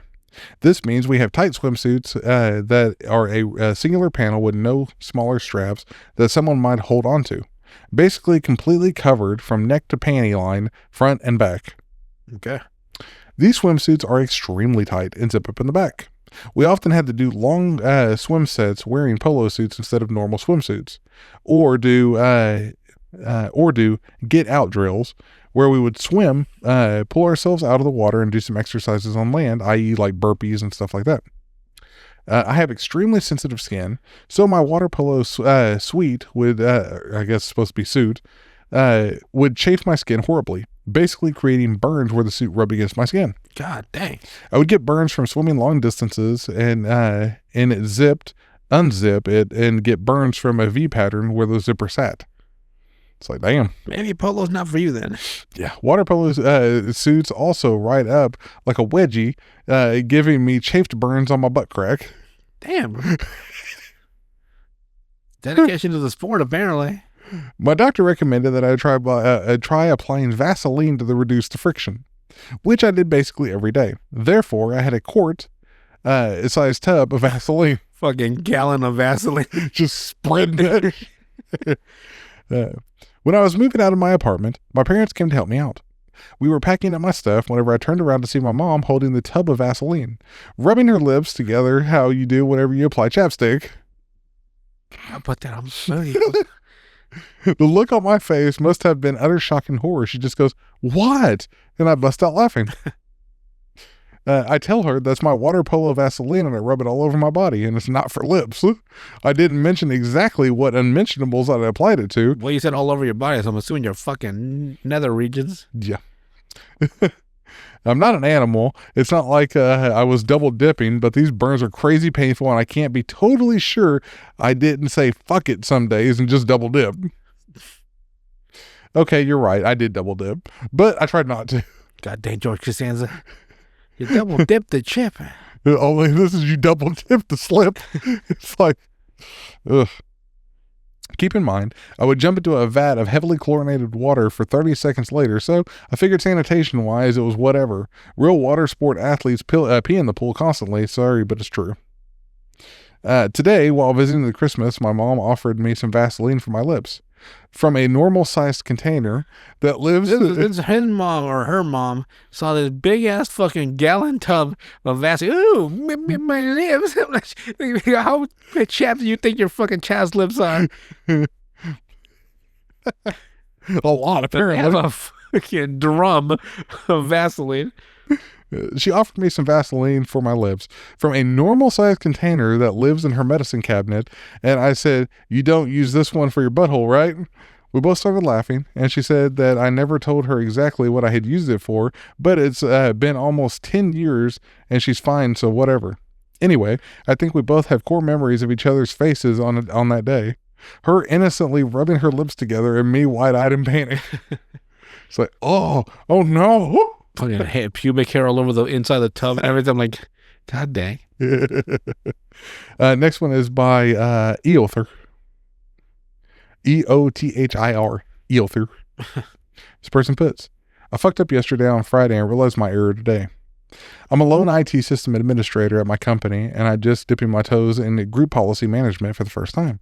I figured I'd start with something harmless like the sleep setting, since people have been having issues with the default timer Windows had on it.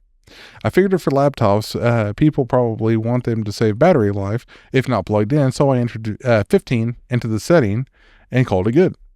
Fast forward to now. I'm trying to use my laptop, and the screen kept turning off on me as I'm using it. Looking at the settings, and it says less than a minute on battery. Uh-oh. That's whenever I realized the field uses seconds as a timer, not minutes, instead of the inside of the group policy. Not sure or when anyone will notice. Hoping I can fix it, but if anyone has their laptop with them at home for the break and it's synced to policies, they're likely going to be very annoyed and confused. So basically, he set their timeout screen for 15 seconds instead of 15 minutes. So it just shuts off every 15 seconds. You turn around and come back and it's just fucking shut off. I'm like, God dang. You know how annoying that is? Where you got to keep the mouse moving or something like that every 15 seconds? Most people aren't paying that much attention. All right, we got two more and we're going to be done for tonight. We got one by Tech Olive. Tech Olive? Yep. This technologically advanced olive. Right. This person puts, this happened approximately 36 minutes ago, and my embarrassment is fresher than the questionable sushi I ate last night. I was in a virtual meeting with my boss and a few bigwigs from corporate. Everyone was tossing around phrases like circle back, low-hanging fruit, synergy, and my personal favorite, make it pop. Little did I know, I was not muted. I killed every person in that room. So while the rest of my team diligently nodded, I loudly muttered, to my cat, ironically, if I hear let's pivot one more time, I'm going to pivot straight into another dimension. I'm going to pivot my fucking foot up his fucking ass. My boss went quiet. The bigwig from corporate started chuckling, and I realized that everyone had, in fact, heard my borderline meltdown. He just fucking punches the screen.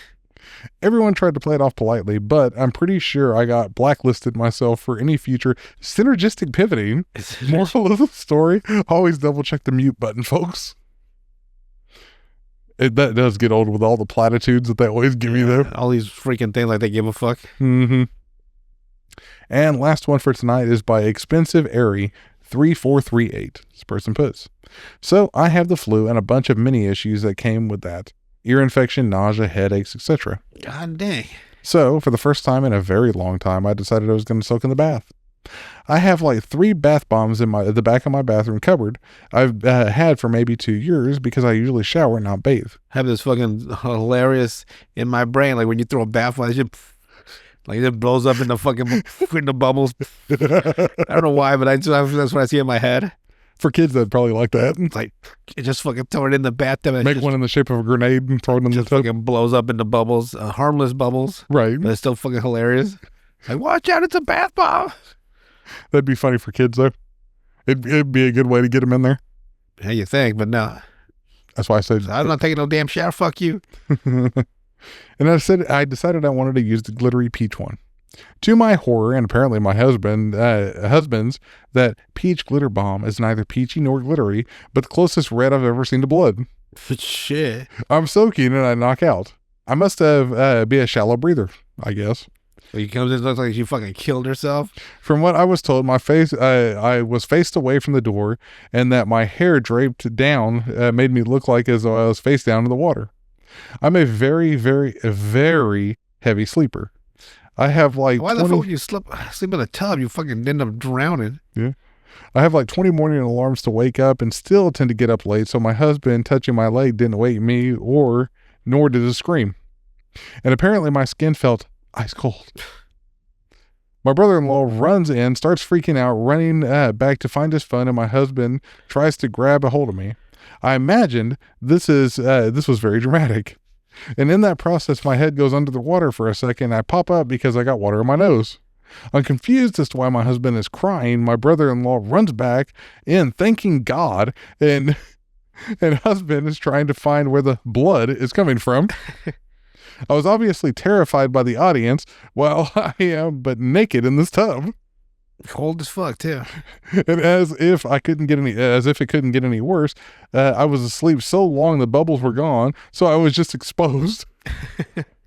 I yelled at them to get out and just stood up and showered. Definitely not a fan of the situation. Gonna stick to showers from now on. Gonna avoid my BIL for the rest of this life. BIL? Brother-in-law? Yeah, well, just saw you butt naked. Thought you were dead. The first person on the positive side, it's nice to know that your family loved you and ran around like the proverbial decapitated chickens to help the best they could. Yeah, probably not the best to one situation to be running around screaming. Oh my God! You gotta get it under control as fast as you can. Not for this lady. Oh, she actually has a picture too. Well, brown. I wouldn't say blood. I wouldn't say blood either. I thought she shit herself. It's like, girl, did you fucking shit yourself? You shit in the tub? Oh my God. I guess in their hysteria they thought it was blood, but there's no way. I'd have gone in there like, this ain't blood. What the fuck happened in here? She shit herself. She fucking passed down and shit herself. I want a divorce, you nasty bitch. And then other people found the exact bath bomb, which is really sad. Well, they can find anything. Yeah, it's easy for people to go through and find exactly what they're looking for now. There's a movie in 1973. There's this line called Daffy Doo, and then they'll find the movie like 3 hours later. That is kind of how it is. The movie called Celestial 7, 1973, directed by Peter Coombridge, written by Michael McCormick. Michael McCormick. I'm like, what the fuck? How'd you know all this? Sorry, Christopher Walken in one of his earliest roles. 1973. I don't think he was around that early. All right, and let's see, where was it? If I can find it here. Here's the one. This was before the video I showed you last time. So what is this? Is what this is how we know that the ogre is fucking his girl. No. Wow, recipe from orcs and by the ices in one evening? Nice. Anything for my lady. You're so chivalrous, Kevin. Chivalrous. Puppy dog eyes. Oh, hey, Brett. Away with thee, foul creature. Whoa there, bud. Sorry, me. I just came to say you did great out there today, kid. You did great out there because you can't kill nobody. Kevin, put away the sword. You're making this weird. Oh, yeah, cool. No hard feelings? You too.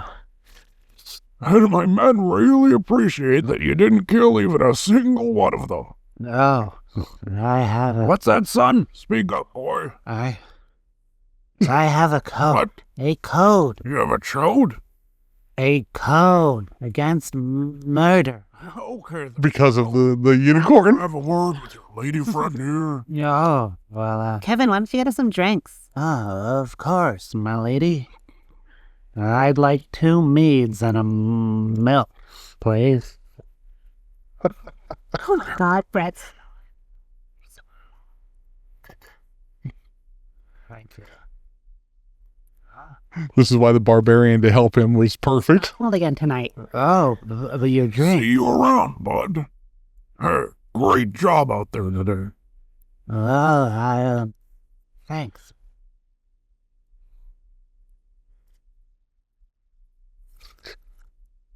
Why he drinks his milk. Probably just rescued my lady. In the morning. Oh, this was like the little story before that? Yeah. Okay. And that's why whenever he's like, he orders another milk. Yeah. Good choice. Where he sounds like Napoleon Dynamite. And we'll leave on a high note for, this is the hag one again. Because it's one of the funnier ones. Squirt of lemon. For the final ingredient of my potion of immortality. Bye, you little shit. Get your witch-ass hands off that little girl. Too slow. You. She throws the girl at him. Wait, how did you get past our scrying eye? What the hell am I looking at? Where'd you hide it? When the hag's scrying eye is destroyed, they become temporarily blinded. Ha! And you chose to hide it in a stupid dark cave? Moron! You should have destroyed it when you had the bench. He squeezes his ass cheeks together. Coven can only manifest their most powerful magical spells if all 3 sisters remain alive. Oh, what did you do to my sisters? Oh, yeah. It's actually tied them together. Well, one's dead, one's still alive. I was so... Only I'd put a lock at the little girl's hand cauldron. My potion of immortality would have been complete and I would have been unstoppable. It's okay. You're safe now. He just rips her hair out. What are you waiting for? Sue the elixir. He's like super chaotic though. Fool! Now I can never die. Good. I like my playthings extra durable. Ah. Wait, what's that on your back? Shit.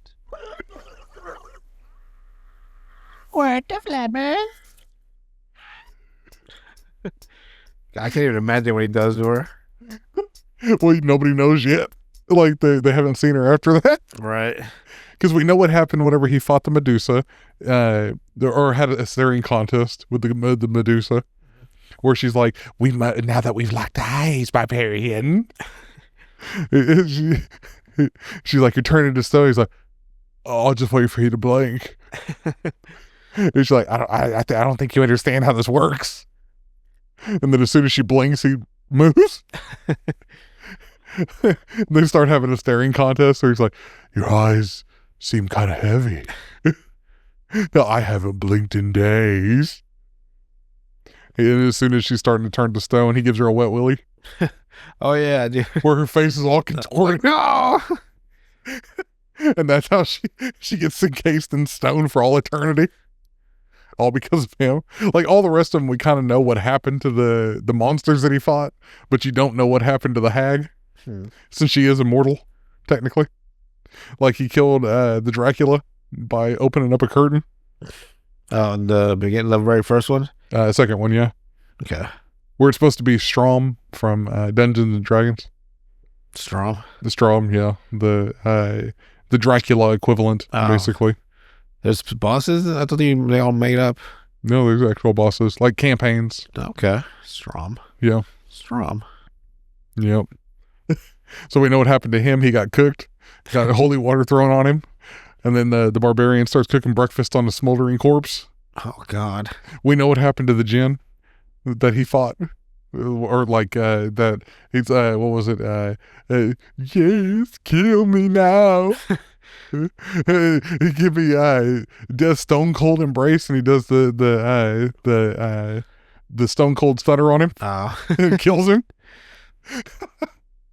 And then there was the drow, the dark drow, where he's got the sword where it's my blade. All those enchantments and shit on his blade. Oh, the one that didn't do shit to him? Yeah. It broke across his neck.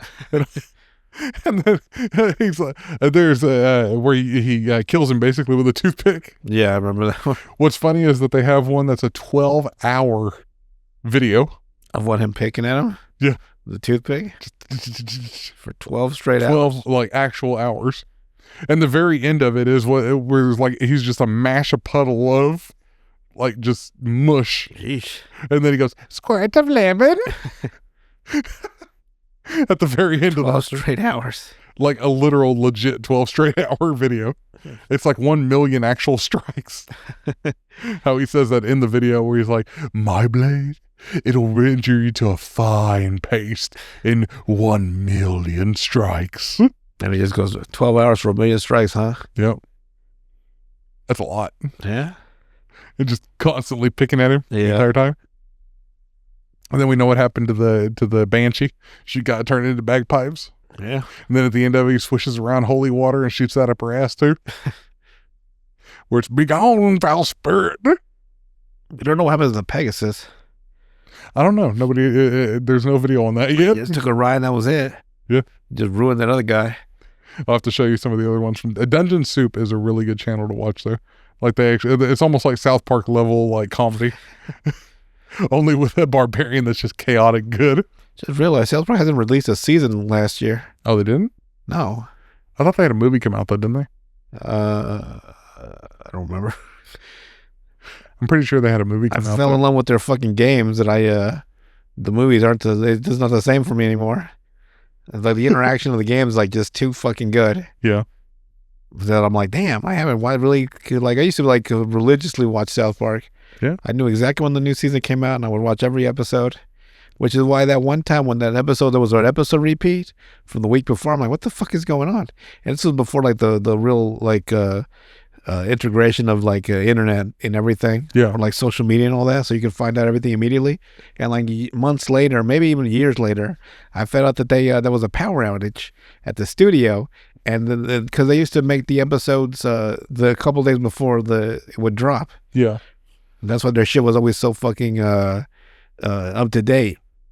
And now they actually do it a week before just to make sure it doesn't happen again. Yeah. But yeah, that one day the power went out at the studio and they had to do a repeat of the last week's episode. And I was like confused forever. I'm like, what? Where's the new episode of South Park? Did I miss it? Like I just kept looking every new, like I would look at the TV guide on the screen, and I look for every second episode of South Park. I'm like, okay, maybe this is gonna be the new episode. Maybe they're gonna change it to 11 because I was at 9 Central, and I'm like for like a whole week, and then finally the next week the new episode came out. But I was like fucking, because I didn't have the internet connection or anything, or a fucking smartphone or anything, so I was just fucking clueless. Oh, the times before, like easy access to it. Yeah, easy answers and stuff. Mm-hmm. But man, I was fucking devastated. And then they showed a documentary of them just sitting in the dark playing on the fucking carpet because they couldn't do anything. And I'm like, what the fuck? Yeah, it's good to know why they have their setup the way they do now, though. Yeah, it fucking ruined me though, because I love those really like you can feel like the originality when they were like they only had like a couple of days to finish it. Like I mean, write the script, draw the fucking artwork, the voice acting, all within like from Sunday to Wednesday. Yeah, 4-day period. I'm like, damn, they were fucking churning these motherfuckers out. They're working like fucking 20 hours a day. Yeah, and they get a couple days off and then do it again. And they do it again. But I'll find out later today, probably, because I was going to a rabbit hole. I was going to rabbit holes. It's like, where's the new season of South Park? You'll let us know next time. I gotta watch all the movies too. I gotta catch up. Yeah. Even if I watch all the episodes on Max, I can't watch the forbidden episodes. Aren't those on Paramount Plus? There are certain episodes that are banned. Oh, yeah, like the Muhammad one? Yep. Yeah. Episode 201 and 202 are banned. Because they drew them? Or I think 200 and 201. Yeah. I've never seen those. I've never seen those episodes. Episode 200 and 201. Until I got them on DVD. Yeah. I'd never seen them on TV. I didn't even know they existed. I'm like, wait, I've never seen these But episodes. they're not that even bad. They're not. Like- It's just, but religion. Super Best Friends. One of the first episodes in season 1, I think, is banned. Yeah, but did you Jesus? Jesus is on there. Everyone's on there. Hmm. And It only took one to get them banned. to that episode, there's 3. There's 5 episodes that are banned, maybe 6, and they're not on Max at all. There's actually a couple episodes of the Boondocks that are banned. Oh, really? Yeah, and they do the smart thing now, where like they combine the instead of saying like it'll be like episode 1, 2, 3, 5, 6. Like, where the fuck is episode 4? They just make the other episode the last, so you don't think there's anything missing. Right. But you know there's something missing. This isn't 1984, the book, all right? I know you censored something, and I know it's not there. Don't you fucking lie to me. They went too far with Uncle Ruckus. Apparently, I don't know what happened, but some of those episodes, and they also do the squishing of the episode, so you don't know there's one missing. I don't like that. Yeah. I don't like that. So which other South Parks are missing? The Cartoon Wars, where really? they fucking hated Family Guy? Yeah. Those two. I guess there's 5. What, yeah, did they get sued to where they can't do it, or they're just they're afraid because of Muhammad is on it. on the Cartoon Wars one? Yep. Really? So those two are banned. Episode 200 and 201 are banned, and For the same reason. and the Super Best Friends is banned for the same reason. So I think it's 5 episodes. For all the same reason? Yep. Muhammad. Jesus Christ. No, Muhammad. No. Jesus Christ. You're like, Jesus Christ. Like, no, it's actually Muhammad. That's why. No, you can draw Jesus. That's fine. Well, everyone loves Jesus. He's a superstar. Jesus Christ, superstar. He's the A-lister. But anything else to add before we head on out tonight? Nope, I guess that's it for tonight. We'll sleep good tonight. Yeah. You're gonna remember to look up the new season though, right? Yeah, I always do. Because I got an itch in the back of my head. I can't let it go. All right. Well, with that, we will see you guys on the next one.